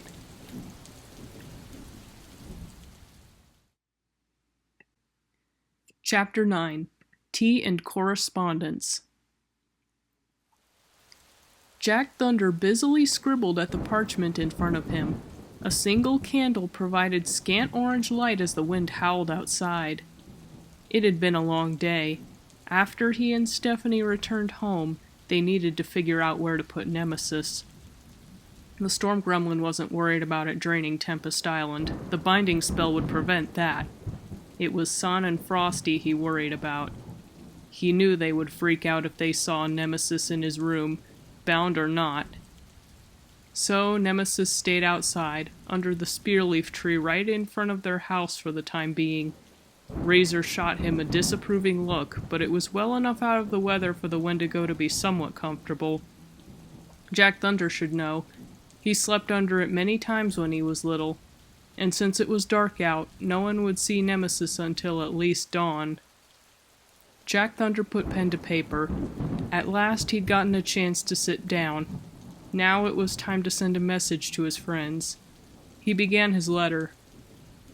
Dear Buckthorn, hey there, how have you been? I have something important to tell you. Something really weird is going on, and I think it's going to take all of us to solve it. I would love it if we could meet up as soon as possible. Thanks. Dear friend, Jack Thunder. The storm gremlin took a deep breath. Okay, 1 down, 4 to go. One by one, he finished his letters. As he wrapped up the last one, he stuck all the wrapped up scrolls under his arm and made his way outside.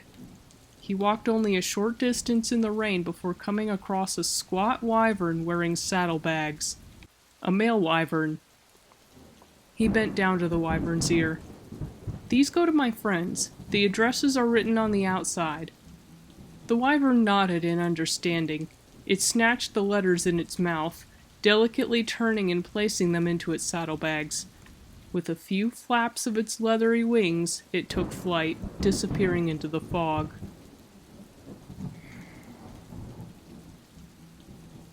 The next morning, Jack Thunder was surprised to hear a knock at the door. It had only been an evening. Had the rest of the crew really come that quickly? It wasn't them. The male wyvern from last night stood at his doorsteps, clutching a worn scroll in its jaws. Jack Thunder took it, giving the animal a pat on the head as thanks. As the wyvern flew away, Jack Thunder unraveled the scroll. Immediately, he could tell it wasn't from any of his friends. The handwriting was too clean, too fancy. It wasn't something anyone his age would have written. He read it in full. Dearest Jack Thunder, I hope this letter finds you well. I heard about your recent incident with Mr. Twitchett at the Dark Carnival. I am sorry to hear that happened to you. There are some people in Altairus who never let go of the past, no matter how long it's been. It must have been difficult running into one of them so soon after your new friend came into this world. If you would like, I could meet up with you over tea and cakes to discuss the matter further. Just meet me at Yggdrasil's Grove around 1 o'clock today near the Fuzzy Chipmunk Inn. There you will find me at the entrance. I dearly hope you can come. Signed, Ivy. Jack Thunder stared at the parchment in confusion. Ivy? He didn't know anyone with that name. He scanned over the letter one more time. There was no return address or anything that would help him figure out who this Ivy person was. Well, in any case, tea and cake sounded good. He rolled up the scroll and slung Stormbringer over his shoulder. Maybe this meeting would shed some light on the situation. As he made his way to the edge of the island, his mind raced. Ivy, where have I heard that name before?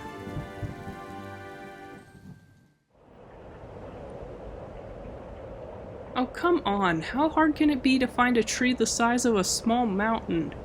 Jack Thunder silently cursed to himself. The ground below was a sea of red and gold. When autumn fell, the emerald woodland became the ruby woodland, or the topaz woodland, either worked. The canopy was still thick enough to obscure the ground from view. Still, it shouldn't have been this hard to find Yggdrasil. How far had Tempest Island migrated from the forest since he'd last been down there?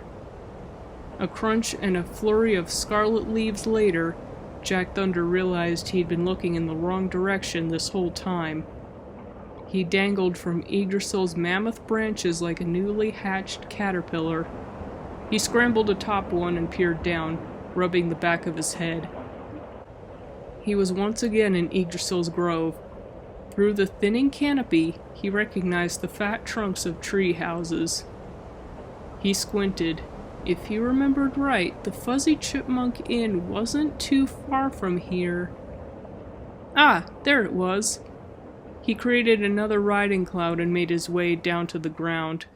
There were surprisingly few fairies out at this time of day. No one noticed as he landed right in front of the inn's door. All right, Ivy, whoever you are. I'm here. Come on out. Oh, There you are. I was wondering when you were coming. Jack Thunder turned around. Standing in the shadow of the inn to his right was a massive bear woman. On the outside, she wasn't much different from any other talking animal in the grove. Her fur was a chestnut brown, rapidly graying with age. She wore a plain sundress and worn sandals. Her face was somewhat obscured by a velvet sun hat. She gave Jack Thunder what he assumed to be a friendly smile, but her eyes... something was not right about them. They were the same shade of tawny brown as her fur, but they were coldly fixed on him, as if he were a salmon and not a storm gremlin. Jack Thunder stammered. Are you Ivy, from the letter? The bear woman nodded. Yes, that's me. Jack Thunder's shoulders relaxed just a little bit. So, what is it you wanted to talk to me about? Ivy turned to her left. I'll explain when we get there. Too many prying eyes here. The storm gremlin didn't ask why Ivy felt the need to hide in the alleyway, but as the two made their way out of town and into the forest, he couldn't shake the unease in his gut.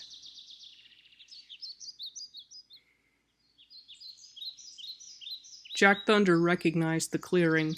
It was the same place he and his friends rescued Sour Apple during the last winter solstice.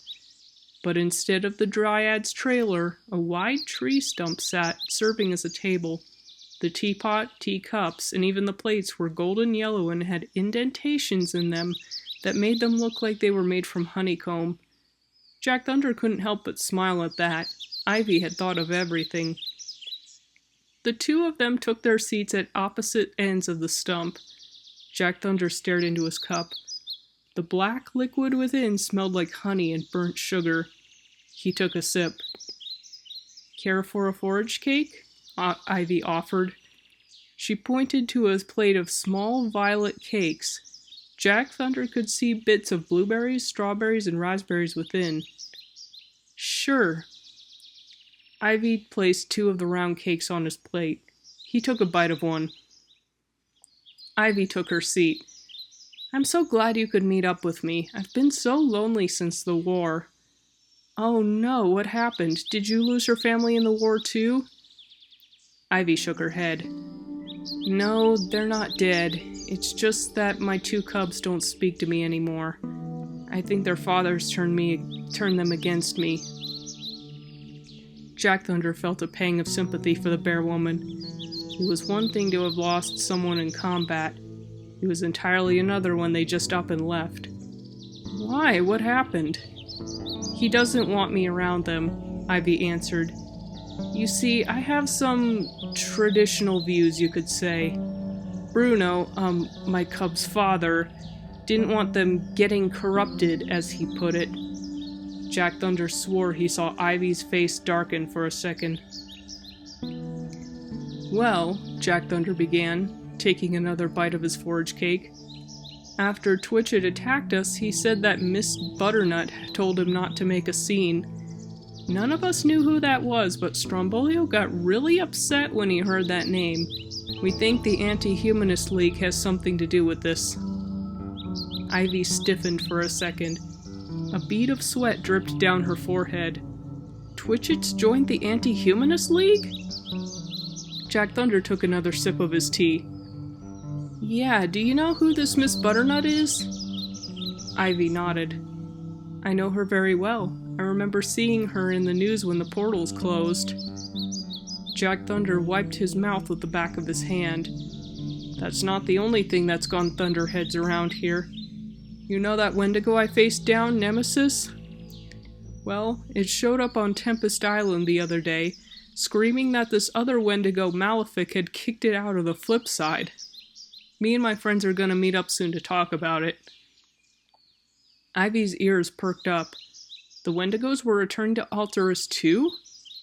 Oh, that's not good. Jack Thunder sighed. Yeah, I know. Only a few months after the thing with the Heart of Darkness, too. He finished off his forage cake. It'll be all right. We've dealt with these things before. We can do it again. The conversation continued. Jack Thunder told Ivy the story about how he saved Sour Apple from Nemesis in this very spot. Ivy seemed enraptured, leaning in to hear his tale, but soon it was time to go. Jack Thunder thanked Ivy for the meal before riding another cloud into the sky. Down on the ground, Ivy smirked. The tea party had gone well, much better than she imagined, in fact. She recalled back to the end of the war. It hadn't been hard to convince the summer and winter courts of Altairus to seal the portals. So many Altairians on the board blamed the humans for starting the war, for attracting the wendigos to their world. And now, it was just like back then. That had only been 10 years ago. If she played her cards right, she could go back and convince the courts that another war was on the horizon. The ensuing panic would be a golden opportunity. As long as that fool Twitchit didn't mess everything up, that is. Ivy didn't notice the lone wendigo with the goat skull head watching her from the shadows, its face a mask of worry.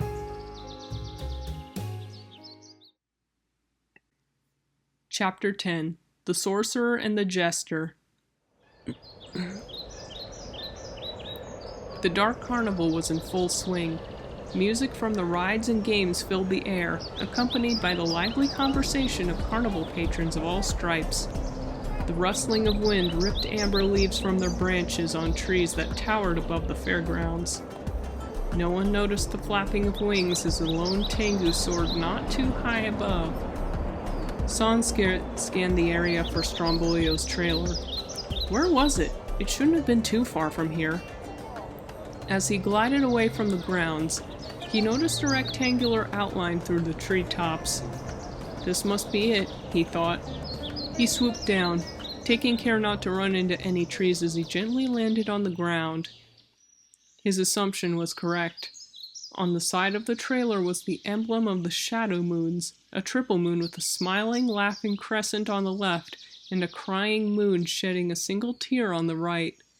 Above the emblem was the name, the Great Strombolio, painted in white, ornate letters. San rapped on the door 3 times. A familiar face opened it. San, you came to visit? San shook his head.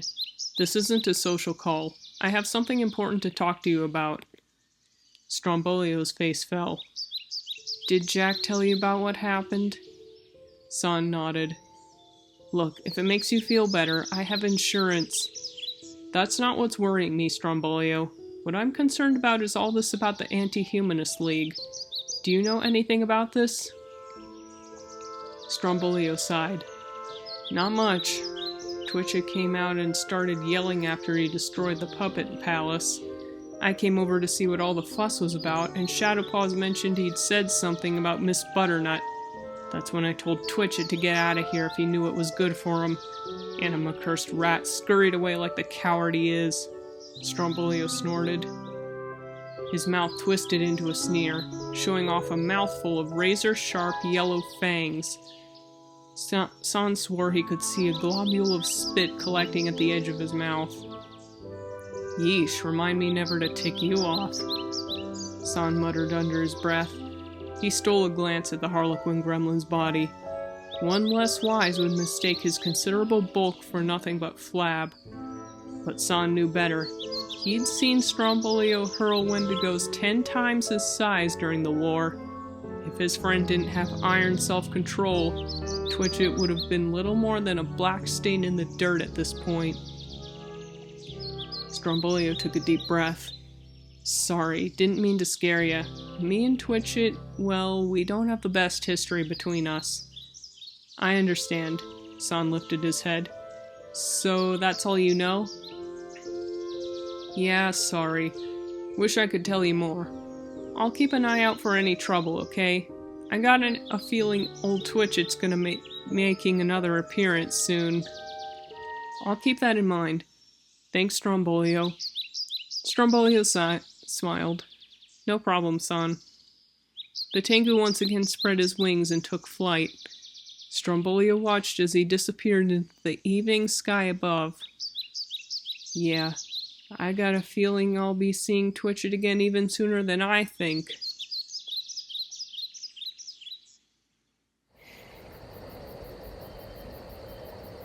San felt the autumn wind through his feathers as he soared high above the clouds. Beautiful as the evening was, he couldn't afford to slow down and enjoy it. He was on his way back to Tempest Island. Hopefully that human was still safe. His thoughts screeched to a halt when someone ran head-on into him. The two tumbled through the sky, making a rough landing on a low-lying cumulus cloud. San dusted himself off. "Hey, what's the—" He froze. The stranger stood up, revealing an uncomfortably familiar goat skull head. "Nemesis?" Nemesis threw its clawed hands out in front of it. "Don't attack! I'm not a threat!" San drew closer, wrapping his taloned hand around the Wendigo's neck. "Why are you here? Didn't we teach you this lesson enough times already?" Nemesis pointed to its chest. "Jack bound me in this. I can't feed with it on." San released his hand as he saw the magical chains wrapped around the Wendigo's torso. Of course, a binding spell. He sighed in relief. I've taught him well. But Nemesis still hadn't answered his question. "Why are you an Altairus?" he prodded. "I was banished. The other Wendigos weren't too happy about how I helped you back when..." Somehow, San could believe that story. "I'm listening." Nemesis continued to explain. "Your world is in grave danger. The flip side has been in chaos ever since the Heart of Darkness left. My rival, General Malefic, was the one who banished me from the flip side. It's a brutal entity, one that will not stop until it finishes what the Heart started." The color drained from San's face. He should have known the Heart of Altairus' restoration would throw the flip side into turmoil. The world's Wendigo problems were far from over. "That's not all. Just earlier, I saw Jack conversing with Ivory Butternut." "What?" San shrieked. His wings flared out as he pressed his nose into Nemesis's face. "What are you suggesting, Wendigo?" Nemesis's face held a solemn expression. "It's not like that. I don't think he even recognized her. But he told her what I'd said about Malefic. She knows there's an invasion coming, and I fear she's going to try and take advantage of that." "He'd better not have recognized her. I... San stammered. He wanted so desperately to believe Nemesis was lying, that this was all a ruse to tear them apart from each other. But his wings trembled as he considered the possibility Nemesis was telling the truth. Tears pricked the corners of his eyes. He couldn't believe it. He wouldn't believe it. Ever since he'd taken to teaching the little storm gremlin, he'd vowed he'd protect him. But as reality hit, he realized he couldn't keep that promise. Terrible thoughts flooded his mind. How could Ivy have slipped past his radar? What did she tell Jack? What kinds of twisted lies did she fill his mind with? San stammered. "This isn't over, Nemesis."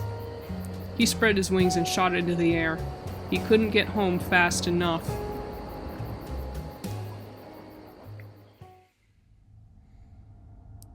Detective Samwell scratched his head. "I know this thing is important, I just don't know exactly how." The cyan crystal in front of him buzzed, teasing him, taunting him. Even with no other leads, Detective Barry found Samwell's theory hard to believe. Not that Samwell entirely blamed him, it was pretty far-fetched. But there was something about this little stone. He picked it up off the table and began to pace. Perhaps getting up from his chair would get the blood flowing to his brain. As he made circles around the room, he noticed something. When he got near the door, the crystal began to pulse faster, and when he walked away, the vibrations waned. He stopped. Was it leading him somewhere? He made his way to the door once again. Sure enough, the crystal's pulse quickened. Samwell made his way through the halls of the compound, letting the stone's ethereal heartbeat guide him.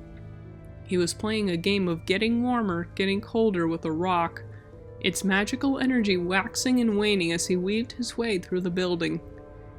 Eventually, it led him outside, through the dark, empty streets and past buildings with bright, shiny windows. He followed its guidance. Eventually, he reached the city limits. The light from the crystal was bright enough now that he could see into the thicket of trees before him, shrouded in the deep blue of night. He pressed on through the thicket.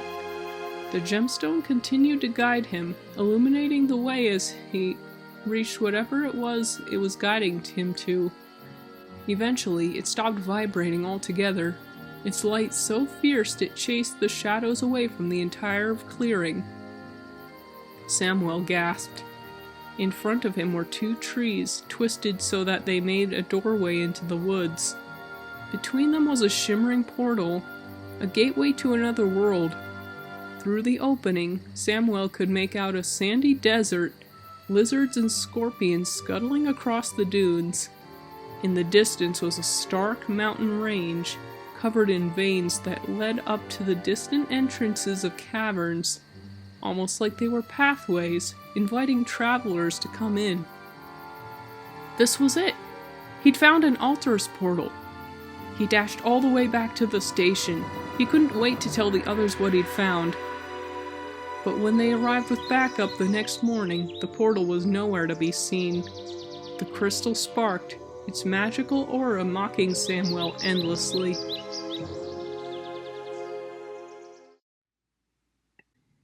Chapter 11. A Journey Begins. San burst through the front door to find Jack Thunder and his friends sitting at the table. The 6 young heroes stopped what they were doing to look up at him. "Oh, Mr. San, you're here. Did Jack tell you about the wendigos?" Buckthorn exclaimed. Yes, he did." San turned his attention to Jack Thunder. "Jack, can we talk in private a bit?" Jack Thunder's expression turned to dread. What was he in trouble for this time? Slowly, he got up from the table. He made his way to the hallway, where San was waiting for him. "Jack, what is going on here?" The Tengu crossed his arms. "What are you talking about?" Jack Thunder's feet shuffled nervously. San took a deep breath. "I ran into Nemesis on the way back here, and it told me something concerning. Were you really with Ivy Butternut earlier?" Jack Thunder froze up for a second. "Ivy, that's where I remember her from. Oh, Anima, was that really her?" San's eyes narrowed. "You do understand who Ivy Butternut is, right?" "I know, but she seemed so friendly when she talked to me. We even had tea and cakes together. I didn't think—" "Listen, Jack," San interrupted. "You need to stay far away up from Ivy. I don't know why she wanted to talk to you, but this doesn't sound like anything good, especially with Stephanie here. And why didn't you tell me about Nemesis?" Jack Thunder scrambled for words. "I took care of it. I used the binding spell you taught me. Nemesis can't hurt us as long as it's on." San groaned, planting his face in his palm. All of this was too much. He paused. Jack Thunder and his crew had stood up to the corrupted creator of this world. This was no real issue compared to that. But even so, he needed to do a better job of looking after them. What are you and your friends doing now?" "We were trying to figure out where Malefic's gonna show up." Jack Thunder visibly relaxed. Okay, I can help you with that." San led Jack Thunder out of the hallway. "How'd it go, Jack? Are you in trouble?" Saturn inquired. Kurami gave him a sharp nudge. "Hey!" "No, he's not in trouble," San answered. "We just had to clear the air about a few things." "It's okay," Jack Thunder added. "Let's just get back to work." The two sat down at the table. Jack Thunder held Stormbringer over the map, trying to locate where the maleficent wendigo would show. San gently guided his hands, leading the staff to a location down in the southern continent of Tamara. It flashed a bright green when it reached the southmost tip of the land. The Caverns of Challenge? Saturn could have jumped for joy. The Caverns of Challenge were the ultimate destinations for explorers and treasure hunters alike. Imagine if he could get his claws on the precious quarry hiding in those caves. Not so fast, Saturn, Shadowpaws chastised. What if Ivy and Twitchit show up? I don't want to know what they've got planned for us. Snotter shook her head. I'm not really scared of that Ivy. If she makes one move, I'll lop her head clean off. She made a chopping motion with terror for emphasis. Kirami rolled her eyes. Thanks, now I'm never going to get that picture out of my head. Guys! Jack Thunder exclaimed. This isn't helping. San stood up. Shadowpaws is right. We need to be careful in there. The Anti-Humanist League is on to us. I wouldn't be surprised if they figure out where we're going. Now, let me just see where this Malefic is going to appear. His face screwed up in concentration. The stone within Stormbringer flashed many different colors. Finally, the gemstone settled on a brilliant cyan. San's jaw dropped. Tomorrow? In the Caverns of Challenge? Shadowpaws almost screeched. Looks like we'd better get ready then, Buckthorn stated. As if on cue, the young heroes departed one by one to pack their bags for the quest ahead. Jack Thunder and San were the only ones left. The Storm Gremlin turned to San. You really think Ivy's gonna show up? I don't know, Jack.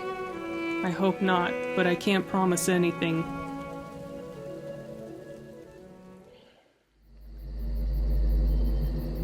Meanwhile, somewhere in the Emerald Woodland, Ivy Butternut stood over a map of Altairus, an ornate looking glass adorned with carved ebony wolf skulls in her hand. Forest green magic swirled around it as she scried for the Wendigo's location. Come on, I know you're here somewhere, Wendigo. That Storm Gremlin had told her about the Wendigo in Altairus, didn't he? Moore couldn't be too far behind, so why wasn't her scrying spell working? All of a sudden, the visage of a blackened beast with smoldering eyes filled the glass. It disappeared as soon as it came. Wait a minute. It happened when Ivy passed over Tamara. She scanned the continent once again. When she panned over the southmost tip of the continent, the face appeared once more.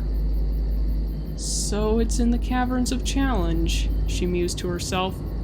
She'd traveled a lot in her youth, but ever since she'd settled down in the Emerald Woodland, she hadn't ventured far from the lush forest. It was going to take something special to reach the eternal desert by next morning, but what? Miss Butternut, your chariot is ready, a scratchy, sniveling voice called from behind her. Ah, Mr. Twitchit, I see you've finally done something right. After he'd failed to get the human at the Dark Carnival, Ivy had assigned Twitchit a much easier task, to build a working sky chariot for them to fly to their destination. And it seems like he'd done it. The wooden contraption resembled a horse-drawn cart, only with leafy wings on the sides. It had 2 seats, one up front and one inside. The magenta aura surrounding it reverberated with energy. Ivy stood up from the table. Pack your bags, Twitchit. We're leaving soon. Now? To where? The Nekomata questioned. To the Caverns of Challenge. That's where we'll find that Wendigo. Why would we want to find a Wendigo? Because, Twitchit. Ivy leaned in close to his face. That's how we're gonna convince the Summer and Winter Courts to let us in. The Summer and Winter Courts? Exactly. Once they learn the portals have opened again and I bring a Wendigo back to them, they'll elect me back on the board for sure. They'll have no choice. But how are you gonna capture a Wendigo? Twitchit's face held no expression. Ivy rolled her eyes at Twitchit. Did this Tom really think she was stupid? We get the Fragments of Anima. Twitchit said nothing. Jack and his crew are bound to have found the Wendigo's location by now. When they go inside, we sneak up on them and steal the fragments. Think of it, Twitchit. The courts elect me back to the board and I'll have the most powerful artifacts in all of Altairus. They'll all realize how wrong they were then. Twitchit scoffed. Oh, they'll realize that all right. Ivy stepped forward, towering over him. Excuse me? Was that a backsass I heard? Oh no, I would never... Twitchit was sent flying as a leathery paw came into contact with his face. He crashed into a small table in the corner of the room, knocking over a vase. It shattered on his head. You do not talk back to me, Ivy growled. You'd better be glad I like you. If you were one of my cubs, I would have kicked you out in the same trash heap I found you in. Twitchit groaned, rubbing his head. He hated this, but what could he do? He remembered when he first got booted from the Circus of Shadows. He tried to get another job, but everyone he met heard about how he caused the tent fire. No one would hire him. It was one winter's night last year when Ivy found him, starving and half frozen, on her doorstep. She'd taken him in and nursed him back to health. But her charity was not without strings attached. From then on, he'd become her right-hand man, the one who did all her dirty work so she could play the sweet, loving mama bear she knew would win hearts all over Altairus. If only they knew what went on behind closed doors. Twitchit picked himself up off the floor. He dusted his cape off with his paws. Sorry, Ivy, I won't talk back to you again, he uttered stiffly. Ivy gave him a sweet smile. Good. I'm glad we had this little talk. Her false kindness nauseated him. Did he really want to keep doing this? Sure, he was grateful for Ivy's generosity, but did he really want to keep taking her blows for it? Or was there a better way to live?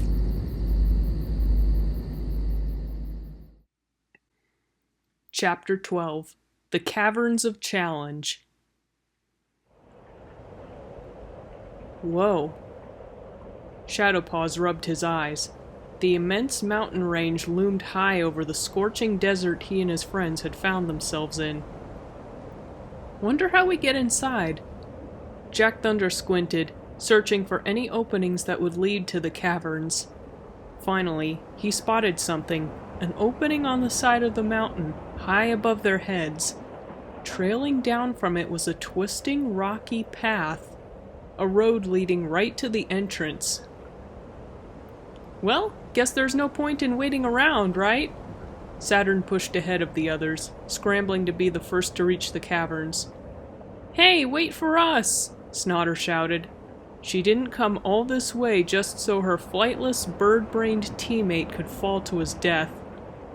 She clambered up after him, brandishing Terra. If he lost his footing, she was ready to ensnare him in a net of vines. One by one, the other young heroes followed. Unbeknownst to them, they had an extra guest. Stephanie made her way up the mountain behind them, following at a great enough distance not to be seen. Ugh, this is hard. Thought I would have super climbing skills or something by now. She was starting to regret not taking gym class seriously. Video games were not supposed to be this strenuous. Finally, though, she reached the top of the mountain. The cave's entrance beckoned her, a soft, colorful light coming from within. Well, here goes nothing. She plunged headlong into the darkness.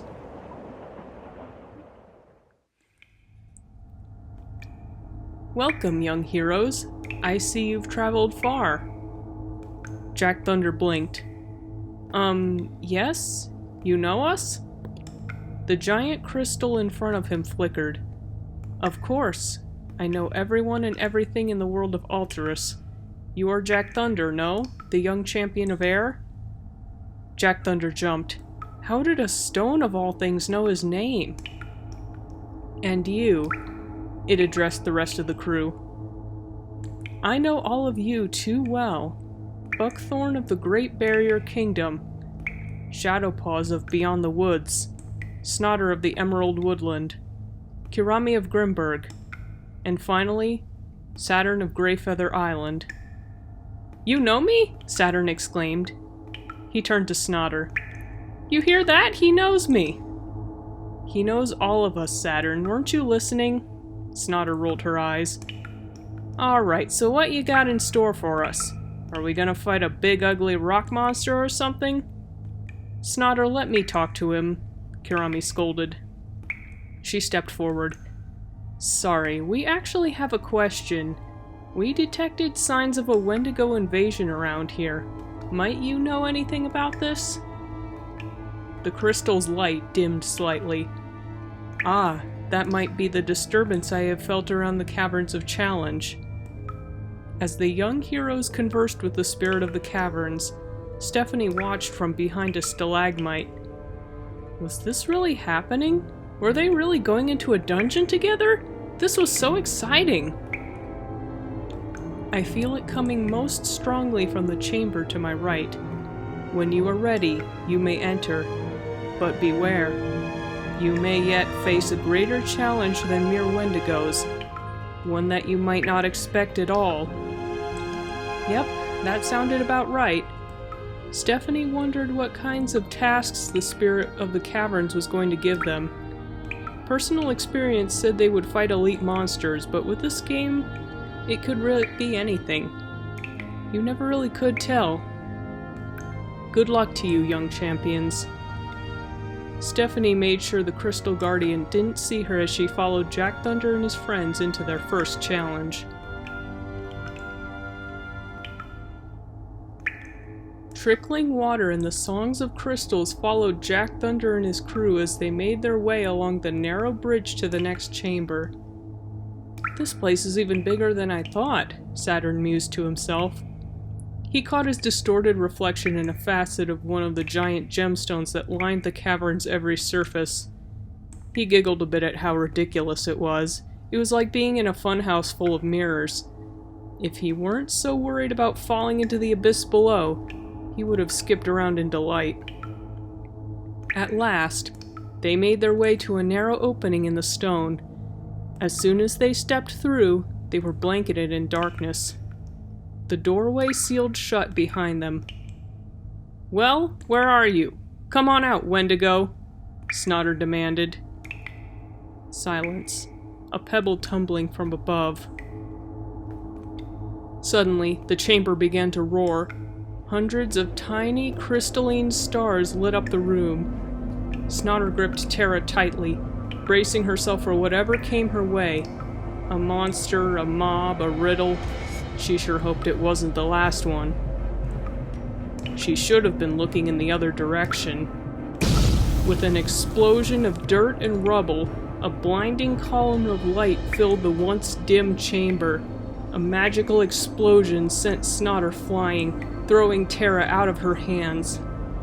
She tried to pick herself up, but a heavy force pinned her to the ground. She rolled onto her back, expecting one of those dark creatures to be looming over her. It wasn't a wendigo. It wasn't anything at all. Nothing physical, anyway. Instead, Snotter spotted a familiar magenta aura encircling her arms and legs next to her.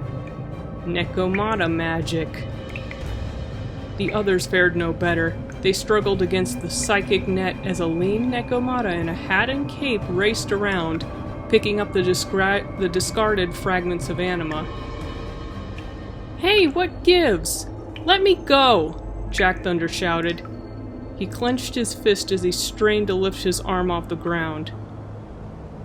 "Jack Thunder, I'm surprised at you." He froze. That voice. Was that really? Looming over him was the silhouette of one Ivy Butternut. She wore a different dress this time, one with a green forest pattern. Her expression was hard and stern, but her eyes glinted with cold, wicked glee. And in her left arm, straining against a headlock, was Stephanie. Associating with a human, Jack. I'd expected better of you." Jack Thunder felt himself lifted off the ground as the color-pointed Nekomata who'd picked up the fragments took his place at Ivy's side. Jack Thunder immediately recognized him. "Twitchit?" His eyes fell at Ivy's feet. "So, San was right all along. I can't..." he stammered as his face flushed in anger. "I can't believe you would trick us like this. You'd better give Stephanie back right now." Ivy stepped closer. "Oh, Jack, you might have saved the world once, but you still have no idea how it really works. Don't you know what her kind did to us during the war? Is that really something you want to subject Altairus to?" She leaned in close to his face. "Stephanie wasn't there when the world war happened. This isn't her fault." Sparks flew around his hands as fury built up inside him. Ivy snarled, showing off a mouthful of sharpened teeth. "Don't you dare talk back to me, Storm Gremlin!" Twitchit began to sweat. "Jack, please. This is why Bruno took your cubs away from you, isn't it? He didn't want someone like you near them." Jack Thunder's face met with sharp pain as Ivy's claws sliced through his cheek. His head snapped to the side, blood trickling from his wounds. Still, he refused to scream. He panted heavily as he got his bearings back. Ivy stood back up, suddenly calm. "Twitchit, get this spoiled brat and his band of miscreants out of my sight. They all need to be taught some manners." She turned to Stephanie. "And you, Missy, are coming with me. We're just going to have such a good time together." Twitchit shuddered at Ivy's sudden change in tone. He watched, forlorn, as she made her way out of the chamber door. "I tried to warn you, Jack Thunder." The Nekomata fired up his third eye crystal again, picking the rest of the team up off the ground. Without another word, he hauled his quarry down to the deepest levels of the Caverns of Challenge. Chapter 13. Captured. "All right, get in." Jack Thunder grunted as he was unceremoniously thrown onto the cold stone floor of the dungeon. Slowly, he lifted his head off the ground, catching his own reflection in a clear crystal growing from the wall. Even in the scant light provided by the glowing stones above, he could see 4 dark lines across his face from where Ivy had struck him. The bleeding had stopped, but they still felt tender and sore. He groaned. "Ugh, I'd hate to be one of her cubs." He took a moment to look around his cell. Save for the stalactite bars to his left and the gems on the ceiling, there wasn't much he could see. He peered outside, squinting. Lining the opposite wall just outside were more cavernous cells like his. Were his friends inside them? "Don't bother, Jack. It's over." Just outside the Storm Gremlin's cell, Twitchit leaned against the wall. The Nekomata's arms were folded across his chest. "Mr. Twitchit," Jack Thunder's voice sharpened. "How could you team up with someone like Ivy Butternut? Now Stephanie's gone and Ivy's doing Anima knows what to her." Twitchit's head snapped to face the Storm Gremlin. "Do you think I like this? You think I had a choice?" "What do you mean by that? Wasn't it your choice to burn down the tent at the Circus of Shadows?" "I never meant to burn it down. I was just...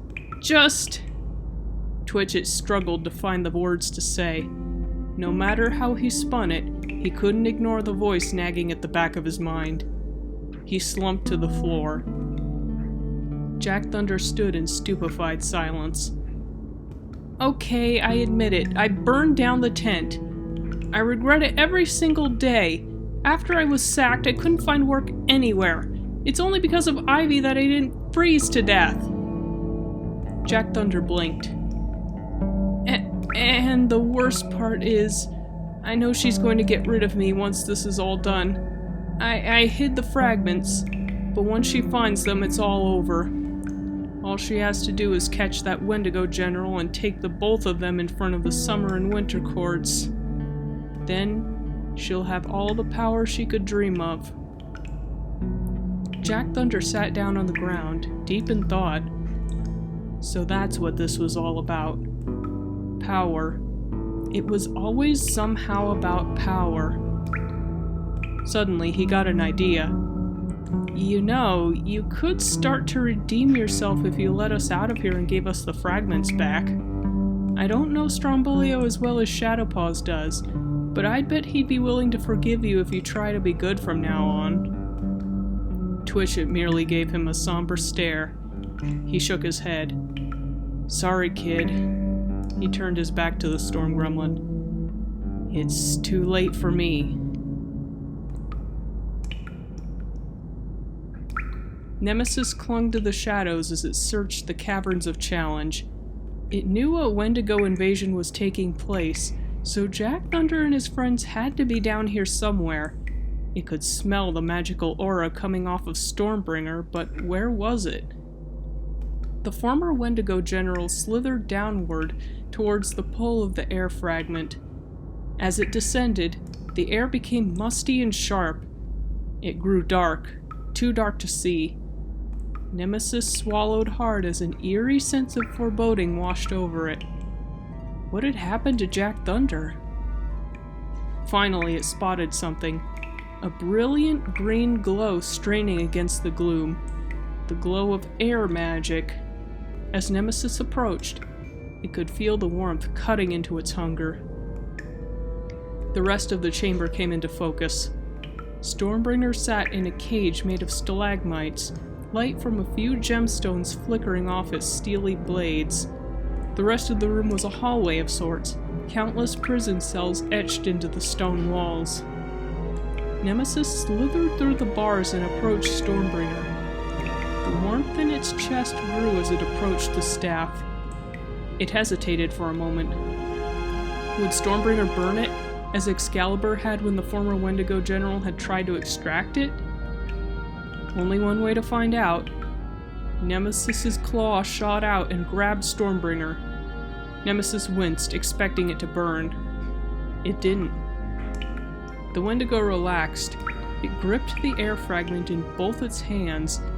Not only did it not hurt, Nemesis felt the heavy cloud of its anima hunger lift. Completely. No more drive to hurt and devour. It was whole at last. Nemesis's black heart sank as it realized it couldn't hold Stormbringer forever. Jack Thunder still needed it. Breaking through the stalactite bars, Nemesis hurried on its way.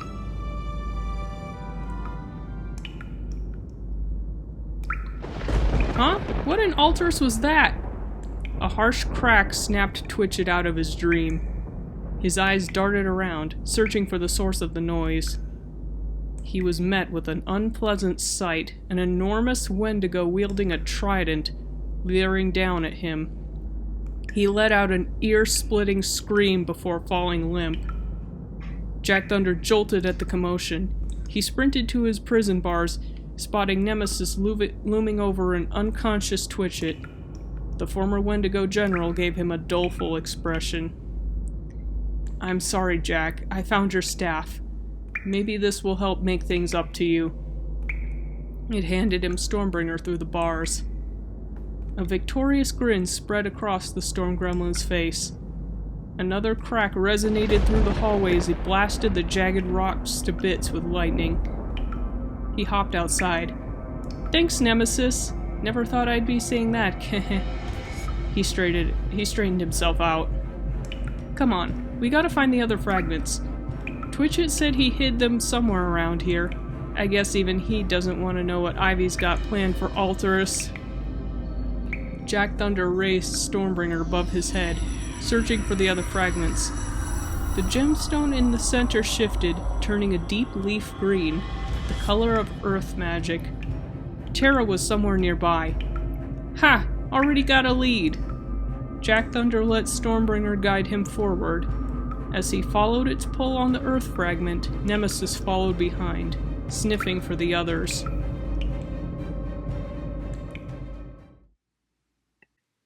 Chapter 14.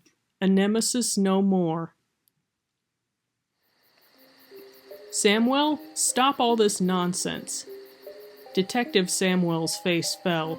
He turned from the computer he was working at to face an irate Detective Barry. He was so close, he just knew it. You have been continuing down this fruitless rabbit hole for weeks. You've been getting nowhere, and you're upsetting Mrs. Granger and her family, Barry barked. Please, give me a chance. I know there's something about this, I just need to prove it to you, Samuel pleaded. Like you proved the existence of an Altairus portal last Monday? Give me a break. Barry paused to catch his breath. Face it, Samuel, you've gone off your rocker. How do you explain this, then? Samuel shoved the glowing blue crystal in Barry's face. The same crystal found at the scene of Stephanie Granger's disappearance. Barry struggled to come up with a logical explanation. I don't know, Samuel. A horrible possibility struck his mind. Do you think she's... No, she's alive. The portals keep showing up for me. That one in the forest was just one of them.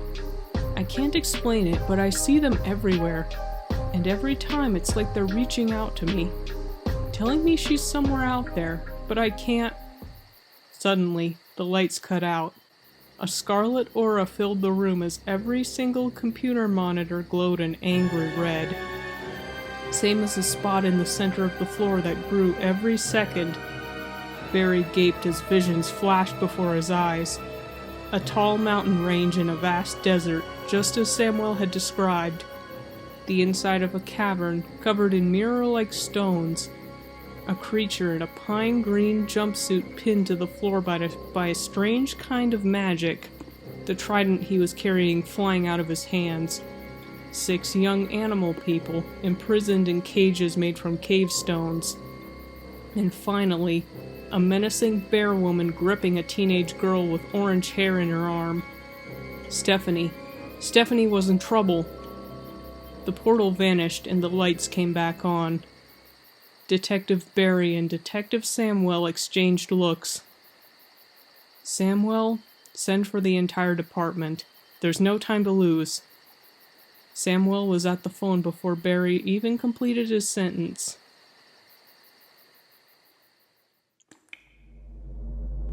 Jack Thunder kept his ears pricked and his muscles tensed.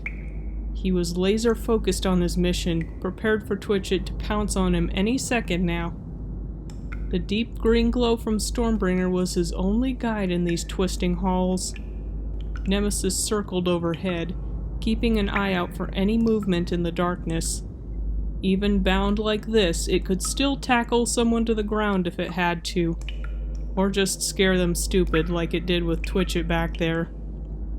Jack Thunder put Stormbringer to the wall. Terra seemed to be somewhere beyond. Its pull was especially strong here. Jack Thunder swallowed as he charged up his staff. Lime sparks flew around the blades. A loud crack and a flash of emerald lightning lit the halls for a split second.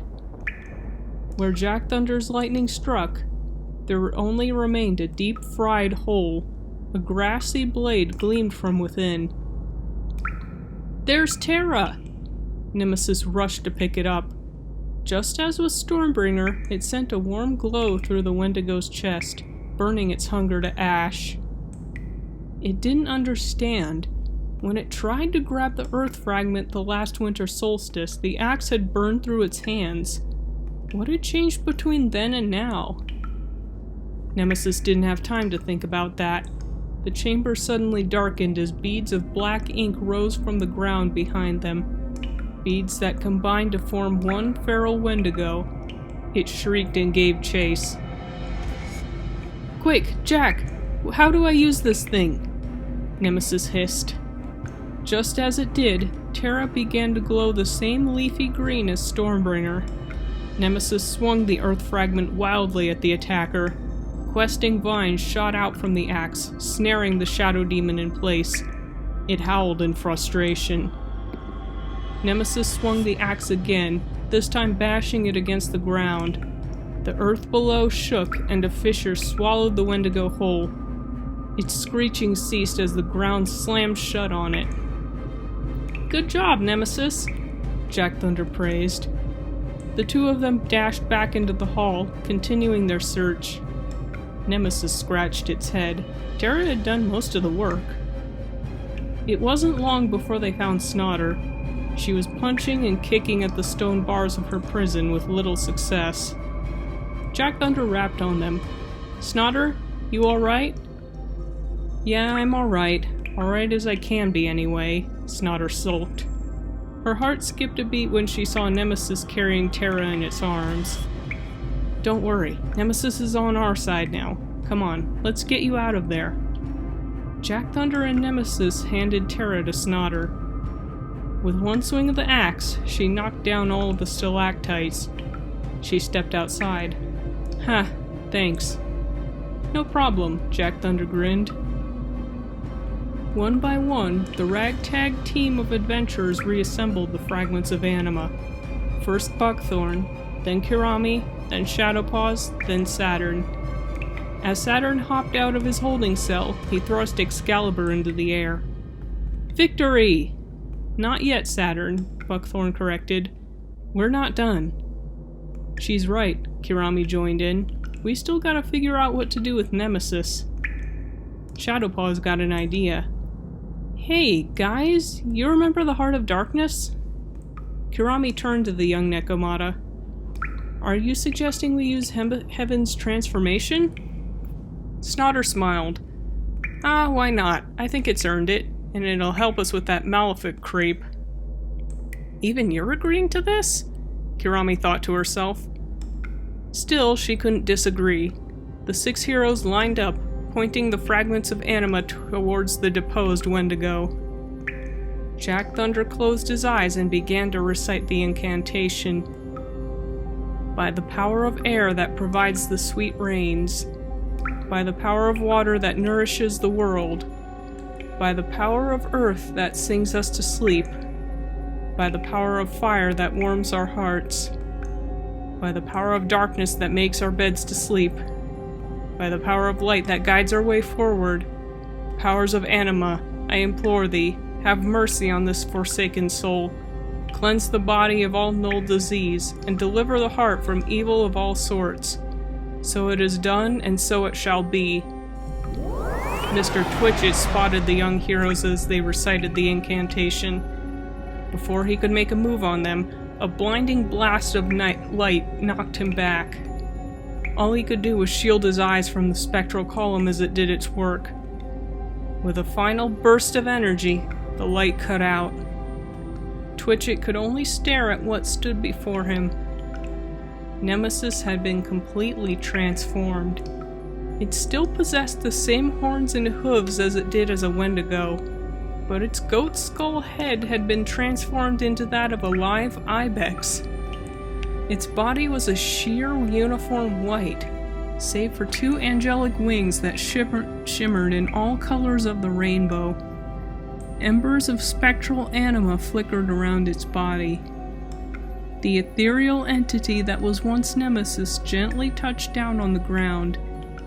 It gave Jack Thunder a grateful smile as it uttered the words, "Thank you, young heroes."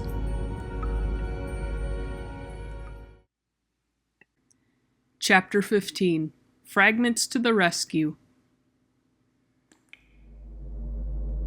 Twitchett rubbed his eyes. It took a minute for the world to come back into focus. Did he really just witness what he thought he did? A Wendigo transformed into a Fenghuang before his eyes? He'd heard rumors that those kids had turned the Heart of Darkness this way, but he wouldn't have believed it if he hadn't seen it with his own 2 eyes. The young champion stood in awe at the sight. Snodder cleared her throat. "Well, this is nice and all, but how are we gonna get out of here?" Nemesis spread its new wings and took to the air. It flew to the opposite end of the hallway, illuminating a set of stairs embedded in the wall. "There it is!" Come on, guys, let's go. Jack Thunder and his friends followed Nemesis out of the dungeon. None of them seemed to notice the old Nekomata in the worn hat and cape. He watched as they disappeared up the staircase one by one. As the light from Nemesis's new form faded, Twitchett sat frozen on the ground. The prisoners had escaped, but he had no desire to recapture them. Not even the thought of Ivy's wrath was enough to motivate him. So there he sat. Only the faint hum of the energy crystals above accompanied him in his thoughts. Eventually, the Nekomata managed to lift himself to his feet. He began making his way to the stairs, albeit slowly. Despite his failure, something still drove him forward, a strange emotion he hadn't felt in such a long time. Jack Thunder gripped onto Nemesis's back as they flew at top speed through the winding tunnels underneath the Caverns of Challenge. Through the wind in his ears, he heard the various shrieks and growls of wendigos as they flew in hot pursuit. He wiped the sweat from his brow, thanking Anima that Stormbringer was fastened to his back. Shadowpaws was to his right, struggling to keep hold of Lethal Joke as they raced towards their target. Every second, the lump in the storm gremlin's throat grew. Ivy was in these caves somewhere, Stephanie in her grasp. Jack Thunder didn't even want to know what Ivy was doing to the young human. Suddenly, Nemesis stopped. Jack Thunder reeled as the team hung in the air, suspended only by Nemesis's wings over the long drop below. Stormbringer vibrated urgently against his back. As he scrambled to unsheathe the air fragment, the storm gremlin heard a familiar voice crying from the shadows. It sounded something like, "Get your paws off of me, you walking rug!" Stephanie! She was somewhere nearby, but where? He glanced over at Stormbringer. The crystal in the center glowed its trademark electric green, an unknown force pulling on it. Jack Thunder swung it around, pointing it in the direction it was leading him. The entrance to a small cavern lined with golden crystals met his eyes. Another cry met his ears. Yes, this was definitely Stephanie. "There! Over there!" he directed Nemesis. Without hesitation, the Feng Huang flew the team over to the Enclave entrance. He crouched down as Jack Thunder and his friends hopped off its back. "All right, Ivy, we're back. Where's Stephanie?" Jack Thunder shouted as he burst through the narrow arch. He brandished Stormbringer's blades in front of him. The gruesome bear woman turned towards him. Stephanie was locked in another cage made of stalactites. She glowered at Ivy through the bars. "What?" Ivy reeled back in shock. How did you..." She slapped her forehead in realization. "Twitchett! I should have known not to put him in charge of the fragments. That good-for-nothing Tom couldn't even sneak into a carnival ride right. He's nothing but..." "Shut it, Ivy. We brought a friend," Snotter barked. Right on cue, Nemesis swooped in through the ceiling above. Stephanie's hands flew up in front of her face as brilliant white light blinded her. As soon as she could see again, Ivy's expression twisted in disdain. "Oh, how wonderful. You've got a Feng Huang. What's it gonna do to me?" Jack Thunder placed his free hand at Nemesis's back. "This is Nemesis. It used to be a wendigo. The one who tried to stop us from recovering the anima fragments way back when." He took a deep breath. But after some time, something changed. Nemesis started helping us. So when it got kicked out of the flip side, I agreed to take it in. A lot like you took in Twitchett. Ivy stared at him, dumbfounded. "Just what are you insinuating, Jack?" "The point is," Jack Thunder began, "that you don't have to do this. Twitchett told me you wanted your seat back in the summer and winter courts. But what are you going to do once you get there?" Ivy balked. "I'm going to drive mud beasts like this one from our world, that's what." She pointed to Stephanie in the cage. Jack Thunder's eyes narrowed. "I meant after that." Ivy's face fell. For once she was at a loss for words. See what I mean? Jack Thunder emphasized. You want all this power, but not even to do anything with it. You just want to have it so no one else does. Am I right? Ivy growled under her breath. I don't have to explain myself to you. I would listen to Jack if I were you. Ivy winced and covered her ears. Nemesis's voice ate into her brain. Try as she might, she couldn't block it out. He had to teach me this lesson many times. I went after him and his friends many times, aiming for all the anima in Altairus.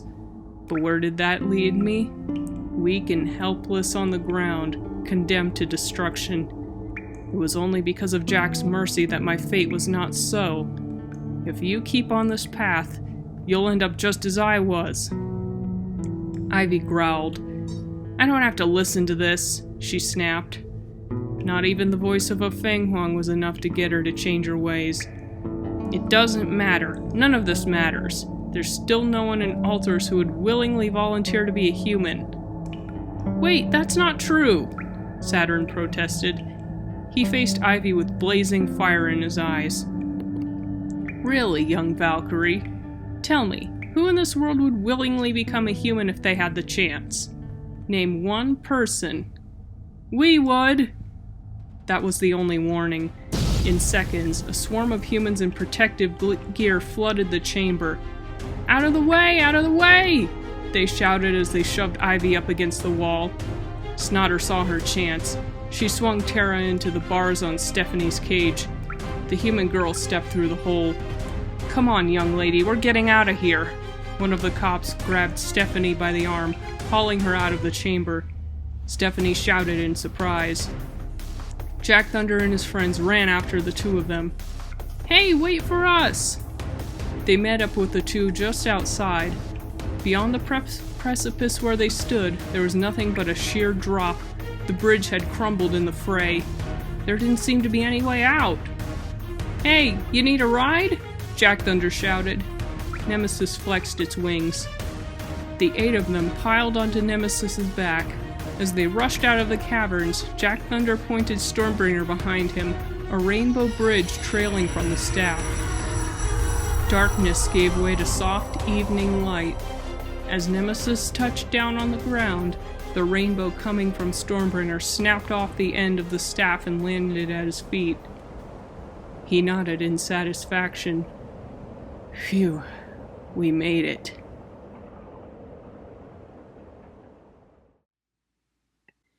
Chapter 16. A Real Monster. Ivy wrestled with her attackers. Try as she might, she was unable to loosen their grip. Though they had no magic, they still had strength in numbers. She coughed and spat out a mouthful of blood. Anima, curse it. Pathetic. Ivy's ears perked up. I truly expected better from the leader of the Anti-Humanist League. Malefic? It seems you're having a bit of trouble there. Don't be fooled. This is only a minor setback. Malefic chuckled. Oh, this seems like a bit more than a minor setback. You lost the girl. The kids took back the Fragments of Anima. Your own sidekick hid them from you so you couldn't use them. Tell me, how do you expect to take me in front of the courts of Altairus when you lost the very things that could get a handle on me? Brrr. Ivy's frustration mounted. This isn't over yet. I'll get them back for this. You just wait and see. Seeing how things have gone, I very much doubt that. However... Ivy began to thrash and scream as her body was filled with pain beyond imagination. The rational side of her mind fizzled and shorted out, replaced with animalistic rage. Her muscles snapped taut as she brandished her claw, slicing at the face of one of her assailants. He flew back against the wall, stunned. Claws and ebony tendrils lashed out as she threw each one of them off of her. They watched in horror at the creature looming over them. Ivy didn't even look like a person anymore. She was hunched over, her muscles bulging through what remained of her tattered sundress. Her lips were curled into a snarl, bearing razor-sharp fangs. A fountain of black fluid trickled from the spaces between her teeth, splattering as she giggled maniacally. Most frightening of all were her eyes. They were pitch black, lifeless save for 2 dying embers that were once her pupils. She let out a feral roar. "You are of some use to me."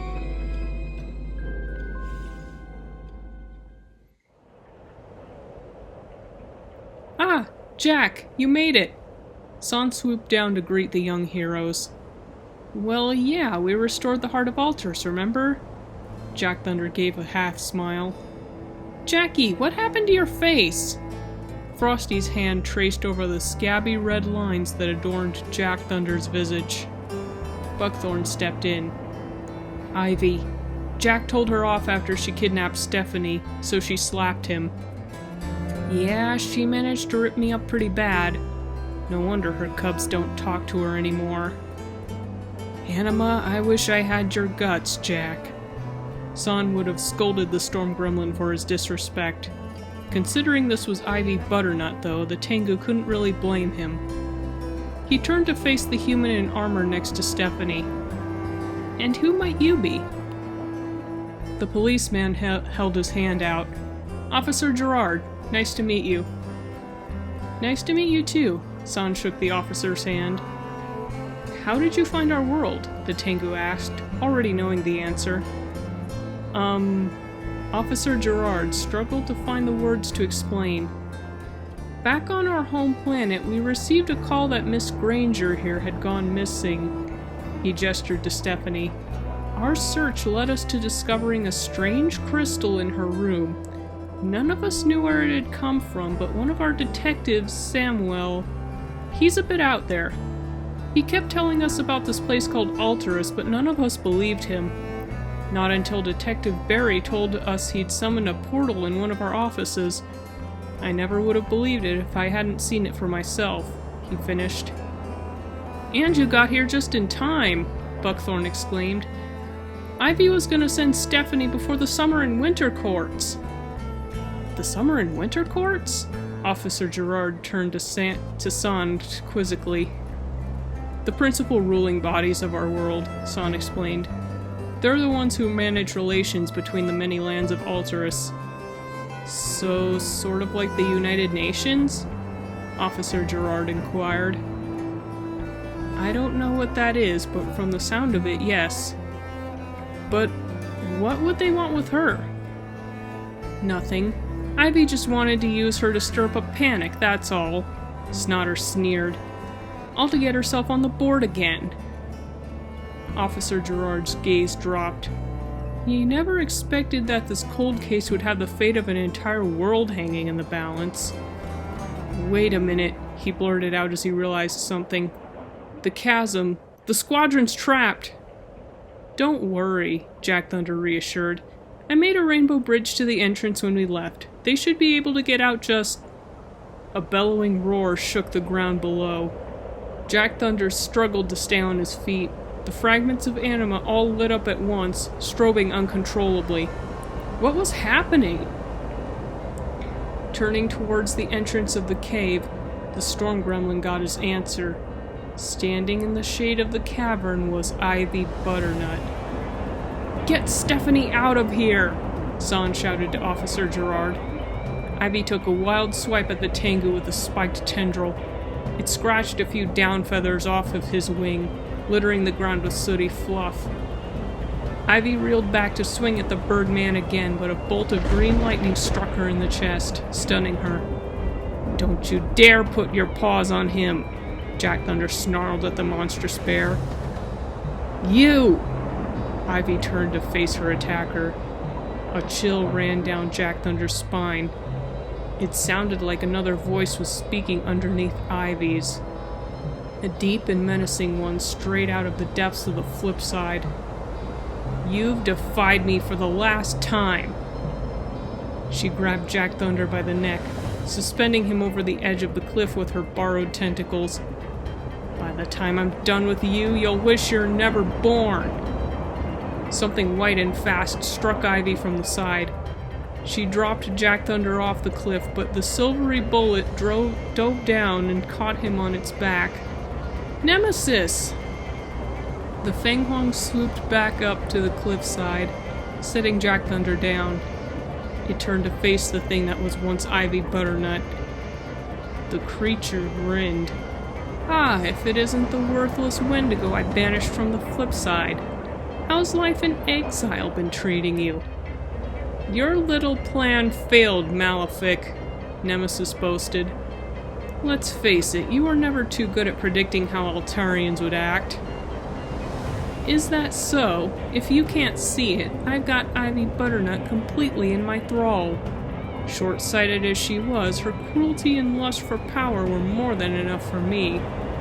Malefic gloated, licking its stolen lips. In fact, I'm almost strong enough to take the Fragments of Anima for myself. Nemesis's eyes narrowed.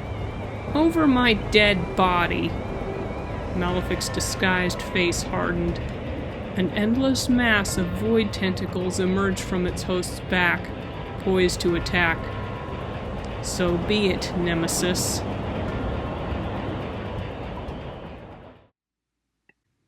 Chapter 17. Battle in the Desert. Nemesis took to the skies just as the thing that was once Ivy Butternut took a swing at it. She cackled in corrupt ecstasy, black gunk oozing from her mouth. Officer Gerard hastily tugged Stephanie away from her newfound friends. She could see deep, dark clouds beginning to form overhead, transforming day into night. Unnatural red lightning lanced between them as they began to swirl. She gasped as Ivy swatted Saturn off the edge of a cliff. The Valkyrie landed on his feet and skidded to a stop just at the base of the mountain. He swung Excalibur, a blade of light slicing through an inky tentacle in part of Ivy's ear. This only enraged the bear woman more. She leapt off the crevice, intent on mauling Saturn. But as she fell, there was a flash of deep green from above. Ivy tumbled helplessly to the ground, arms and legs netted in place with twisted vines. The rest of the team dove after her. As they fought with everything they had, the storm above their heads grew to terrifying proportions. Stephanie could see hundreds of tiny glowing eyes popping in and out of the darkness that now blanketed the sky. The wind picked up, sending sand and dust flying. All Stephanie could see were the fragments of anima, each glowing a different color of the rainbow through the sandstorm. Stephanie winced. Here she was, at the final boss, and she still couldn't cast a single spell. Nor could she fight or do anything even remotely useful. How could she possibly help? All of a sudden, she got an idea. This storm was almost impossible to see through. If she distracted Ivy long enough... Stephanie broke free from Officer Gerard's grasp. His shouts faded as she headed for the colorful lights in the distance. As she got closer, she could make out the shadowed outline of Ivy Butternut snapping and screeching with rage. "Hey, Ivy!" Stephanie yelled. Ivy turned to face the human girl. "I'm right here! Come and get me!" Stephanie turned tail and sprinted away just as a web of lightless, slimy tendrils crashed into the sand just inches behind her. Kirami skidded to a stop at Ivy's back. She watched in horror as Stephanie continued to dart this way and that around the bear. The thing that was once Ivy roared, chasing her this way and that, more questing tentacles lashing out at Stephanie. The Kitsune saw her chance. Yuki's blade grew red hot as she charged her disease-burning spell. Within seconds, Ivy was engulfed in flame. She shrieked and writhed, coughing up a thick gout of wendigo mass. A lone star glimmered from above. A comet of white crashed into the dirt, flaring its wings out. Nemesis had returned. Jack Thunder clambered onto the Feng Huang's back. The aura around his staff shifted from green to white. As he and Nemesis lifted off the ground once more, crackling bolts of light bright enough to penetrate even the thickest fog shot out of Stormbringer's blades. They struck Ivy in the side. The other young champions joined in. Bolstered by the Feng Huang's presence, they encircled the corrupted bear woman. Soon, Ivy was trapped, beams of anima striking her from all sides. Enough! A sudden surge of wind blew all of them off their feet. Ivy huffed and puffed, turning her angered glare towards Nemesis. "I've had enough of this nonsense," Malefic roared under Ivy's voice. "Forget the Fragments of Anima. It's this one I have a score to settle with." It pointed at Nemesis. With that, Ivy gave one last plaintive wail before hunching over. Out of her mouth poured gallons of black wendigo substance. It twisted and curled upon itself, revealing an ebony serpent. Two blazing, blood-red eyes glared up at the crew. The snake beneath their feet rose up as something new. It morphed into a fearsome serpentine wyvern with demonic antlers and a mouthful of razor-sharp fangs. Its lips parted slightly, revealing a raging inferno ready to incinerate Nemesis where it stood. Malefic. Nemesis launched itself towards Malefic, knocking its head to the side. A column of corrupt flame shot out of Malefic's mouth, charring the sand where it hit. "This isn't over yet, Nemesis." Malefic spread its wings and took to the skies, kicking up another gale as it rose to fight its opponent. Ivy coughed, still hunched over on the ground. The 6 young champions stood over her. She turned up to face them. You... Ivy stammered. "You selfish little..." "Oh, shut up," Snotter interrupted. "What?" Ivy rose to her hands and knees, snarling at the defiant fairy snail. How dare I what?" Snotter snapped. "You have no place to talk. I mean, just look at you. Your family's left, Twitchett's left, even Malefic's left. There is no one in Altairus who is still on your side." "You're wrong. Twitchett wouldn't leave me. Didn't he tell you how we met?" The crew exchanged glances, confused. All except Jack Thunder, who stared at the ground. "Even if everyone else leaves, he'll never betray me. After all, he's hated by pretty much everyone else at this point. He wouldn't have anywhere to go." Unbeknownst to Ivy, Twitchett was listening from afar, crouched behind a boulder. He began to feel something emerging within him. Deep in his heart, a small ember sparked into a fire. He casually strode towards the scene. The crew brandished the fragments towards the Nekomata, but he showed no interest in them. He swept past the heroes as he came face to face with Ivy. "There you are, Twitchett. Where were you all this time?" she scolded him. Twitchett said nothing. "How do you explain this? You did a terrible job of securing the fragments. Do you hear me?" Still silence. "Are you even listening to me?" Ivy shrieked. Twitchett let out a bitter growl, his eyes narrowing. They were filled with disdain, but within them Ivy saw something else. Something she'd never expected to. Hope. "Twitchett?" Ivy's voice fell to nearly a whisper. "I had a thought just now," the Nekomata seethed. "I'm no longer interested in working for you. You can get someone else to be your number 2. What? Ivy's jaw dropped. "But why?" Twitchett's eyes closed as his expression relaxed. "I witnessed a miracle back in the caverns. That Feng Huang above us, that's Nemesis, former general of the Heart of Darkness." He paused to take a breath. Jack and his friends here used Heaven's transformation on it. And it just made me think I couldn't stand to recapture them after that.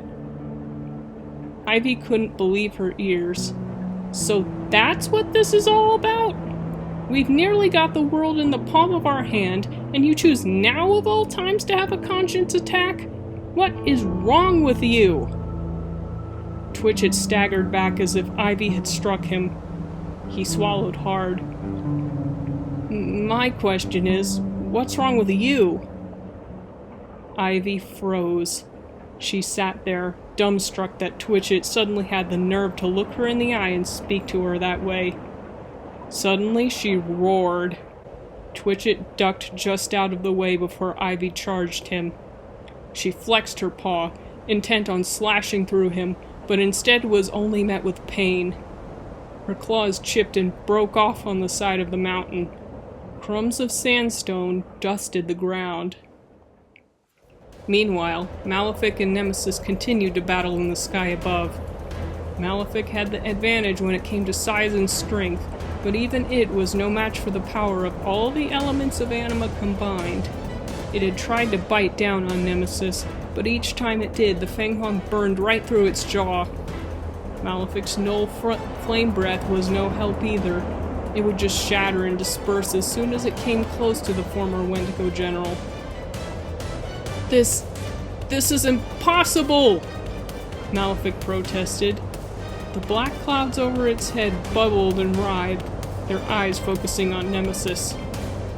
Give up, Malefic. It's over. Nemesis goaded. Never! I'm not losing to a pitiful turncoat like you! Malefic charged up another null beam. It bounced harmlessly off of Nemesis, crashing into the peak of one of the mountains. The ground below rumbled unsteadily. Turncoat? Nemesis chuckled. If I recall, you were the one who sent me here in the first place. What did you say? The flip side doesn't need a soft, sickly general like you? Well, that was an error in judgment, wouldn't you say? So what? Malefic roared. You still can't kill me. Even if you win, I'll come back. Maybe not, Nemesis agreed. In its hands, a great sword of light took shape. Nemesis reeled it back, aiming it at the null sigil on Malefic's chest. But leaving you at the mercy of Jack Thunder and his friends should be punishment enough. With a shink of cold steel, Nemesis tossed the light sword at its opponent. It ripped straight through its target, tearing an ever-expanding hole in Malefic's chest. Malefic roared and thrashed as glowing cracks spread across its body. Finally, it exploded, sending a shower of null magic globs into the atmosphere. The black, oily mass rained down on the eternal desert. Some of the blobs hit the mountain peaks, loosening stones from them. Nemesis's breath hitched in its throat when it spotted the young heroes on the ground below. They were right in the path of an incoming avalanche.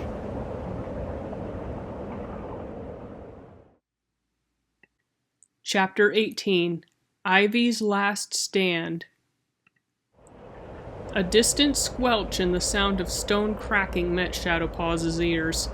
The ground began to shake as a handful of stones the size of softballs tumbled past. "Guys!" he called out to his friends. "We gotta get out of here!" "No duh, genius," Snotter quipped. "No, he's right! Look up!" Kirami directed. Enormous blobs of wendigo substance hailed down from the sky. Every time they splattered against the mountain above, bigger and bigger rocks clattered down the side. At this rate, they would be buried alive. "Go! Go!" Jack Thunder directed.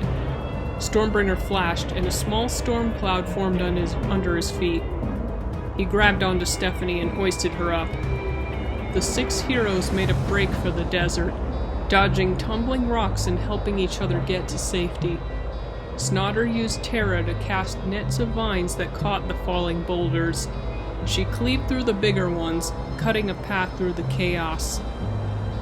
Twitchett panicked as he weaved his way through the ever-changing maze. Suddenly, a massive chunk of sandstone landed right in front of him. He was surrounded on all sides, trapped. A yellow blade of light sliced through the barrier before him. Saturn reached for him through the opening. "Come on, grab a hold of my hand!" The Nekomata took Saturn's hand, but just as the Valkyrie pulled him out, he felt another hand grab his ankle. One with scratchy, leathery paws.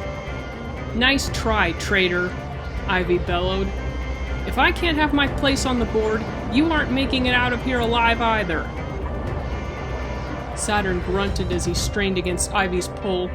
Snotter quickly saw what was happening and grabbed onto the Valkyrie's back.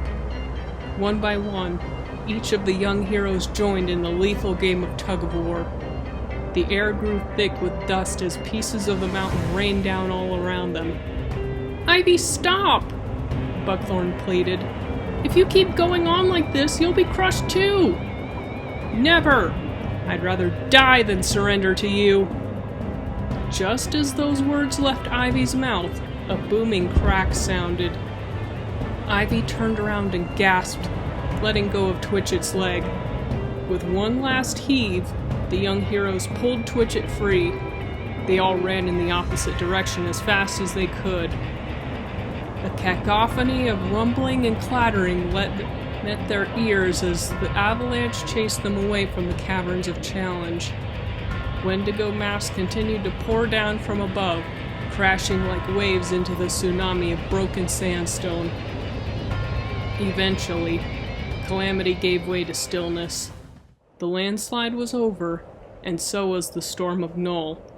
The team stopped to catch their breath. "Is everyone all right?" Buckthorn asked. Affirmative nods went around the group. Jack Thunder, Shadowpaws, Kirami, everyone seemed to have made it. There was only one face she couldn't see. "Wait, where's Stephanie?" Shadowpaws' tails bushed out. "Right here, guys," Stephanie called out from behind a stray boulder. She limped towards the crew. "Stephanie, you're hurt!" Buckthorn rifled through her bag. She took out a roll of bandages and wrapped it around Stephanie's leg. Stephanie winced. It burned a little bit. "There, it's smothered in healing herbs, so it shouldn't get infected," Buckthorn reassured her. She turned back to the mountains in the distance, which were now covered in nasty black gunk. Shadowy clouds still lingered high above, stirring nervously. They knew exactly what came next. The young champions knew it too. They lined up, pointing the fragments of anima towards the caverns of challenge. Red, yellow, green, blue, indigo, violet. They all ignited as their wielders began reciting the Wendigo banishing incantation.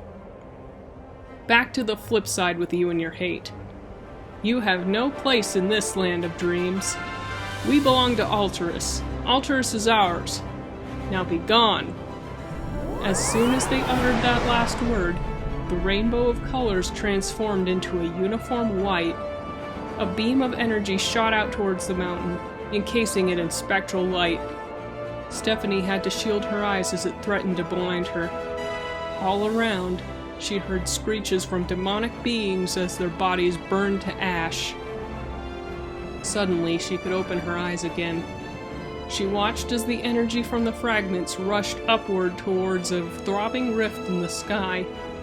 With a flash and a bang, it sealed shut. The sound of desert wind filled her ears as everything returned to normal. It was just clear, starry skies and pale sand for as far as the eye could see. It was like the Wendigos had never been here at all. "Jack? Jack!" Stephanie heard the flapping of wings overhead. San touched down in front of them.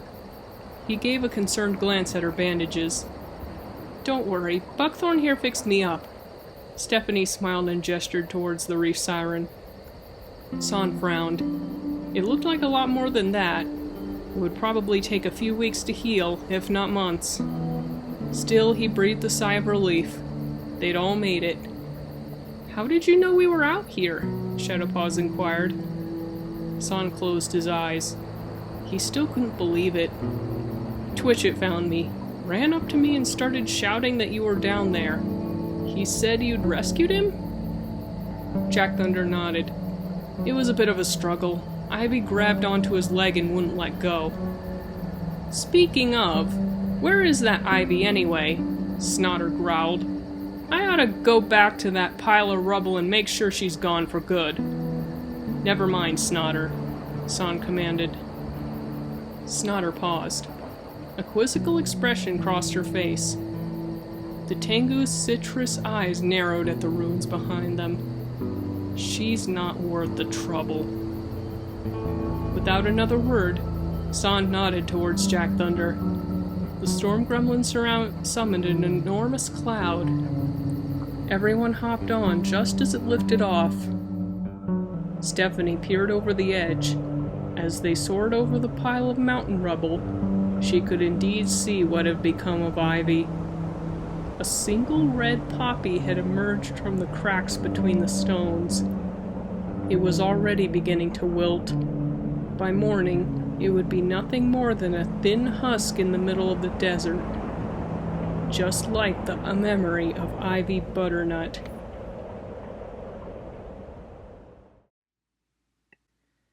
Chapter 19. Family Reunion. It didn't take the crew long to return to the Caverns of Challenge. Though the mountains were scuffed up from the recent attack, they still stood strong. Just outside one of the caves, Stephanie could see the squadron that rescued her, standing and gazing up at their riding cloud. She waved at them. A sigh of relief passed through the crowd as they realized she was safe. At last they touched down. Stephanie hopped off the cloud just as it disappeared. She turned around to face Jack Thunder. Well, I guess this is goodbye. Time for me to go back to school. Stephanie's face fell. Wait a minute, Shadowpaws chimed in. How are we gonna send Stephanie home? Is the portal still in there? It was when we came out here, one of the officers responded. It should still be in there, I think. So once again, the 6 young champions, Son, Frosty, and the squadron made their way back inside.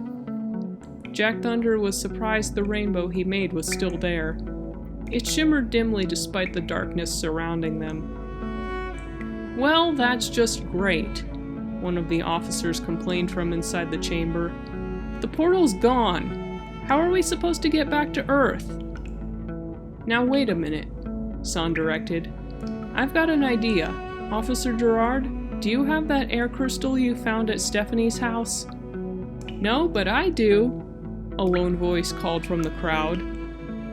The squadron parted, letting Detective Samwell pass through. The nervous young man held the shimmering aqua prism in his hand. Oh, are you the Detective Samwell that Officer Gerard here told me about? Son cocked his head at the strange man. That is me, yes. Samwell dusted himself off. He handed Son the air crystal. Good. What are you going to do? One of the officers asked Son. Hold on and you'll see.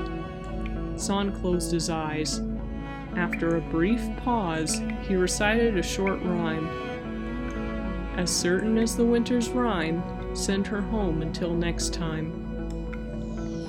The darkness gave way to swirls of blue and green as a magical doorway opened. Through it, the officers could see the inside of the police station from where they came. It was time for Stephanie to go home. She turned back to Jack Thunder and his friends. Thank you guys, for everything. Hey, since the portal's opened again, you'll have to come back and see us again sometime, Saturn exclaimed. Saturn, I think Stephanie's family is worried enough about her as is, Son admonished the Valkyrie. Stephanie chuckled. Yeah, Mom's gonna kill me for sure. How long have I been gone? About 2 months, Officer Gerard responded. 2 months? Stephanie had only stayed in Altairus for a week.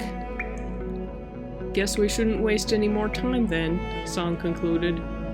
He gave Stephanie a warm smile. Take care, all right? I will, she promised. All right, we've waited long enough, Officer Gerard interrupted. Time to get this case closed. He and his comrades leapt back through the portal, Stephanie in tow. The portal sealed behind them with a brilliant flash of light, giving way to the dimness of the chamber. At last, it was over. Jack Thunder and the crew made their way out of the caverns. As the cool night air graced their skin, Saturn shouted and pointed up at the sky. Hey everyone, look! Even Sun and Frosty halted. Just overhead, streaking across the starry night sky, was a shining rainbow of 6 colors. Red for fire, yellow for light, green for earth, blue for air, indigo for water, and violet for darkness. Nemesis soared across the sky, the cascade of color trailing from its wings. The Wendigo General No More had decided to show its thanks to the young heroes through this spectacular display. As it disappeared beyond the horizon, the rainbow remained, glittering and sparkling like so many diamonds. Frosty leaned against San. Lovely, isn't it? San couldn't agree more.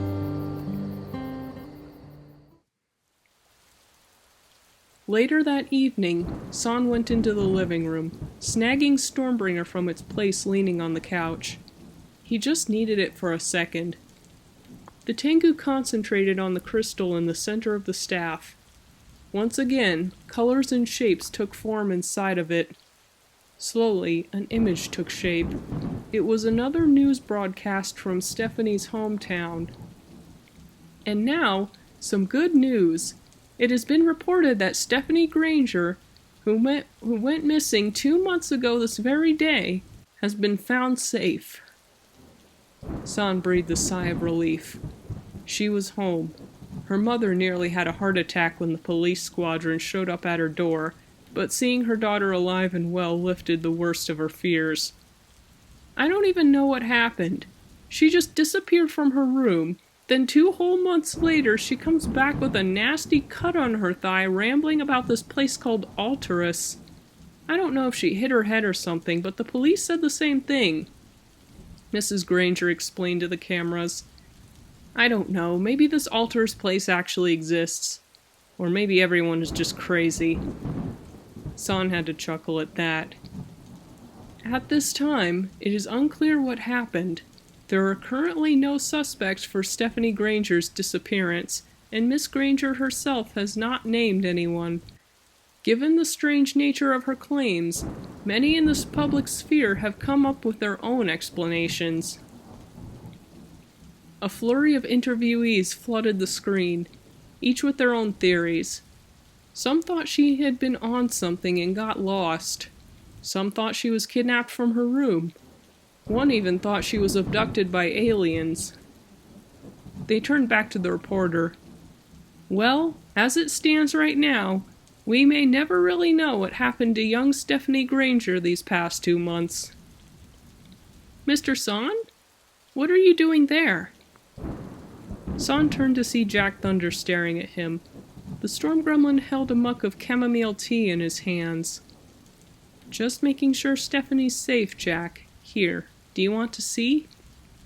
The storm gremlin nodded. The two of them watched the rest of the broadcast together as the autumn rain poured outside. Stephanie lay in her bed, listening to the late evening thunder. It reminded her so much of Tempest Island and the storm gremlin she'd met there. She couldn't stop thinking about what had happened that day. After the police brought her back to her house, her mom practically flipped out. Stephanie's ears still rung from all the yelling. She tried to explain to her mom what had happened, about Altairus, about Jack Thunder and his friends, about the Caverns of Challenge with their colorful glowing gemstones, even about Mr. Twitchett and Ivy Butternut. But try as she might, her mom was not having it. Not even when Officer Gerard vouched for her. She must think we've all lost our minds, Stephanie mused to herself. She wasn't sure she hadn't lost her mind. Something glistened in the corner of Stephanie's eye. A small gemstone, throbbing with energy and cascading with cyan light, rested atop her dresser. She picked it up. Is this really? It bore an uncanny resemblance to the air crystals she and Jack Thunder collected on Mount Tempest. She could even see swirling clouds and bolts of lightning dance across the surface. Underneath it was a simple poem, scrawled on paper. Stephanie read, "As certain as the summer rain, Altairus, I come again." Did Jack Thunder write this? He didn't seem like the kind of guy to write poetry. She flipped the paper over. "Just in case you ever want to see Altairus again, son." So it wasn't all a dream. Stephanie rubbed her eyes. She could try it out sometime. Right now, all she wanted to do was sleep. Stephanie rested her head back on the pillow. As she drifted off, the storm outside drew to a close. All that was left was a chorus of crickets and frogs, singing throughout the night. Chapter 20. The Right Thing. It was evening in the nursery rhyme district. Every breeze through woody boughs loosened scarlet leaves from them, splattering the ground in color. Overhead, the sky bore a spectrum of pinks and purples and blues. The sun peeked out just over the horizon. Just outside a wooden trailer emblazoned with the words Carnival Crew, Jack Thunder and Shadowpaws sat. They thought about their futures, about what would happen next. Jack Thunder cleared his throat. Now was the time to ask his $1,000,000 question. "Shadowpaws?" The Nekomata's attention turned to the storm gremlin. "Have you ever thought about what comes after this? I mean, we've already saved the world twice, but..." Shadowpaws' ears perked up. Jack Thunder sighed. "I'm gonna have to think about what trade I'm gonna go into soon. After all that's happened, I don't think I can stand to stay in one place all my life. I mean, I guess I could go into being a merchant. Lots of people on my island do that. You're probably going to stay in the circus, so..." He trailed off. "Jack," Shadowpaws interrupted, "do you remember back to last year's Dark Carnival?" Yeah. Why?" "Remember how much you wanted to be the one, the new air champion of Altairus? How you would do anything to make sure no one else lost their families like you did in the war?" Jack Thunder gave a nod of understanding. He knew where this was going. "You're right." Suddenly he had an idea. "Wendigo hunting." "What?" "Wendigo hunting. You know, I go around the world looking for wendigos and such, banishing them back to the flip side." A door banged as it flew open. Jack Thunder and Shadowpaws' eyes were drawn to the trailer directly next to theirs. Strombolio emerged from it, his face hardened. "Oh, Mr. Strombolio, I didn't know you were coming out here," Shadowpaws exclaimed. "No need to worry, kid." Strombolio waved him off. "I'm just going out for a bit." Where are you going?" Jack Thunder hesitated to ask. Strombolio huffed. "Gonna see that Twitchit down in the dungeon. Him and I are gonna have a little talk." His face wrenched itself into a twisted, strained grin, bearing many sharp teeth. Shadowpaws gulped. Strombolio was getting that smile again. He'd only seen it a couple of times, and both were when Strombolio had fired someone. Shadowpaws had never seen his boss hit anyone before. but seeing that expression made him wonder if he would. He didn't say a word as Strombolio disappeared into the forest's underbrush. The two friends silently exchanged a look. They did not envy Twitchett right now.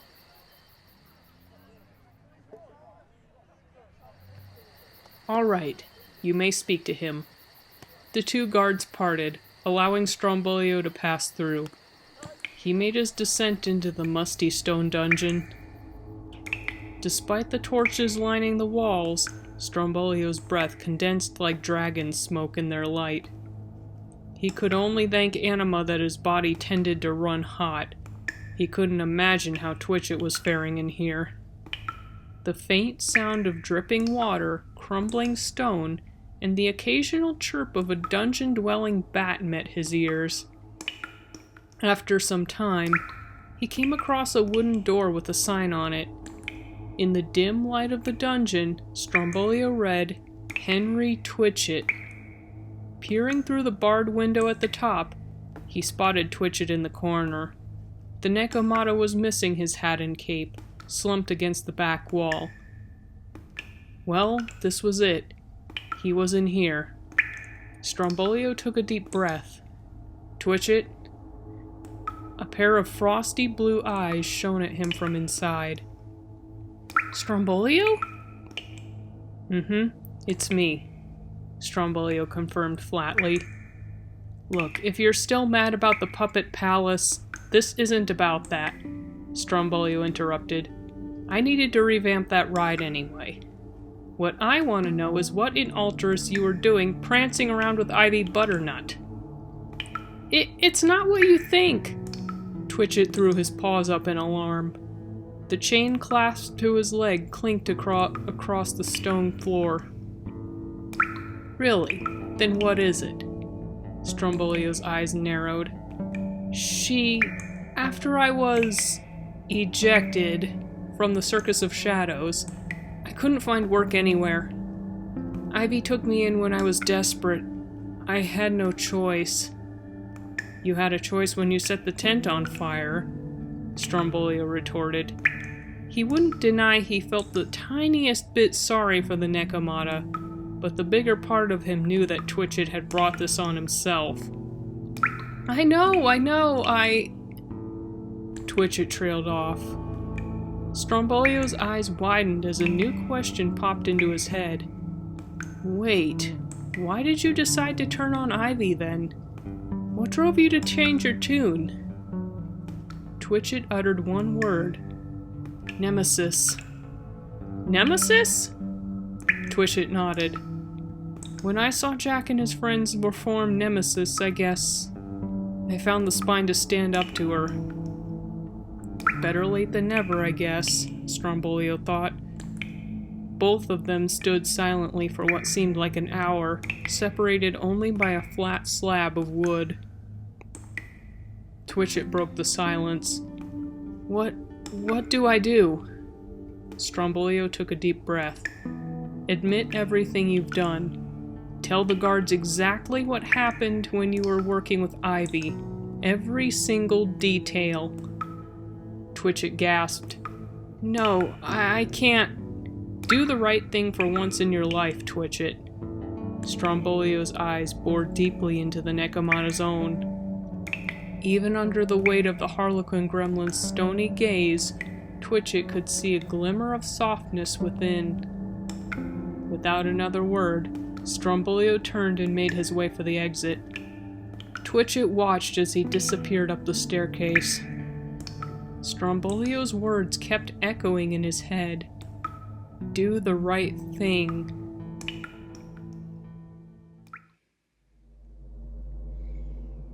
Later that day, Twitchett sat down for an interview. He admitted to everything, assisting Ivy in her plot, attacking the puppet palace, threatening the lives of the young champions. He even confessed to causing the Circus of Shadows tent fire back in Strombolio's early years. The interviewer, a wood sprite with feathery teal hair, hastily scribbled down all the Nekomata had told him, everything he could gather for the case ahead. The court of the nursery rhyme district had all they needed. There was no need to proceed with a trial. Though his crimes were great, Twitchett would not be executed, nor would he be imprisoned in the notorious Mount Inferno, watched over by the fearsome lava dragon Grimhide. Two mercies in their own right. No. Instead, he was sentenced to 15 years' pilgrimage.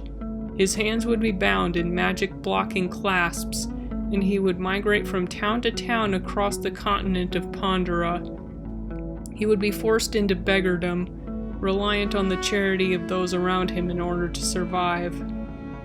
Despite everything, Twitchett sighed in relief. It wouldn't be pleasant, but it was certainly more than he deserved. At the very least, it wouldn't be too different from his life on the road, and it certainly took the pressure off of him to find work for a while. Granted, because he wasn't allowed to, but still. That's why he didn't complain when the Dryad guard snapped the cuffs around his hands. They were made of cold iron, the word pilgrim etched on the wrists. The guard escorted him outside, loading him into a black carriage. As the door shut, the carriage jolted to life. It began its journey to the Emerald Woodland, where Twitchett would begin walking the long road ahead of him. The Nekomata watched as the world passed him by. He shut his eyes. As the wind rustled through his ears, he vowed to turn over a new leaf, whatever it took.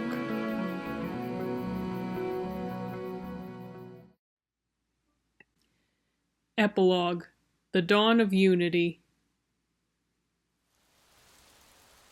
So, what do you think? San and Frosty sat, deep in thought. San was the first to speak up. I think it's a wonderful idea, Jack. Anima knows how much Altairus needs people like you on alert. I just have one suggestion. Jack Thunder leaned in. Do you remember when you and your friends fought the Heart of Darkness? The Storm Gremlin nodded. Yeah, all of Harlequin's repose rose up to help us. Right, so you know that wendigos aren't something you conquer alone. Malefic and its minions will never rest until this world is dead, but if we continue to rise up, we can always drive them back to where they came from. Jack Thunder blinked. What I'm saying is, I think it would be a good idea to try and get your friends involved too. Back in the war, it took all of Altairus to defeat the Heart of Darkness. We were just the ones who battled it. With a little time and effort, you can inspire the people of Altairus to take a stand for themselves. San took a deep breath. I'll write a few letters to the other champions too. I'm sure they could help. A smile crept up the Storm Gremlin's face. That sounds great! Thanks, San. San chuckled. No problem, Jack. The next morning, there was an unexpected knock at the door. Jack Thunder opened it to find the male wyvern from a few days ago, its tail wagging from side to side. It reached into its saddlebags and pulled out a ruddy scroll. Jack Thunder took it in his hand. It was a letter from Shadowpaws. After their fiasco at the Dark Carnival, Strombolio realized it was past time to replace the Puppet Palace. The Harlequin Gremlin had completely refurbished it, turning it into the Haunted Puppet Palace. Instead of singing saccharine puppets, riders raced to escape the claws of scary, dilapidated animatronics. Even Shadowpaws, scaredy cat that he was, agreed it was an improvement. A lot more fun and less vomit-inducing. And it came at just the right time, too. Since their adventure with Stephanie, Shadowpaws had seen new portals opening in the woods. It was only a matter of time before the people of Earth came to Altairus once again. Shadowpaws and Strombolio were ready to welcome them. Jack Thunder took a step outside. The sun shone bright despite the light drizzle. A faint rainbow arched just over the rising sun, weather wyverns soaring high above it. He smiled as he thought of Stephanie. Wherever she was, he knew they would see each other again. A new era was dawning in Altairus. The era of unity. Detective Barry scratched his head. Another crystal? This one glowed a bright scarlet, flickering flames dancing within its facets. It had just appeared on his desk one day. Was someone playing games with him? Samuel, when you get the chance, can you come here, please? Barry shouted to the younger detective. Yes, sir? What did you find? Detective Samuel rushed over to Barry's desk. I found another one of those crystals. Barry showed him the strange, lustrous ruby. Another one? Samuel swallowed. Where did you find that one? It was on my desk. It looks like another one of those Altairus crystals. Samuel squinted. That's a fire crystal. A fire crystal? Those things can hold energy of any element: air, fire, water, earth, light, or darkness. You can tell what element they are by their appearance. So, for instance, a water crystal would be deep blue and have a stream flowing through it? Samuel nodded. Barry glanced down. Wait, someone left a note. What does it say? Samuel leaned in to get a closer look. Barry picked it up. Inscribed on it was a short poem. The flames of fate burn ever bright. To Altairus I come this very night. The end?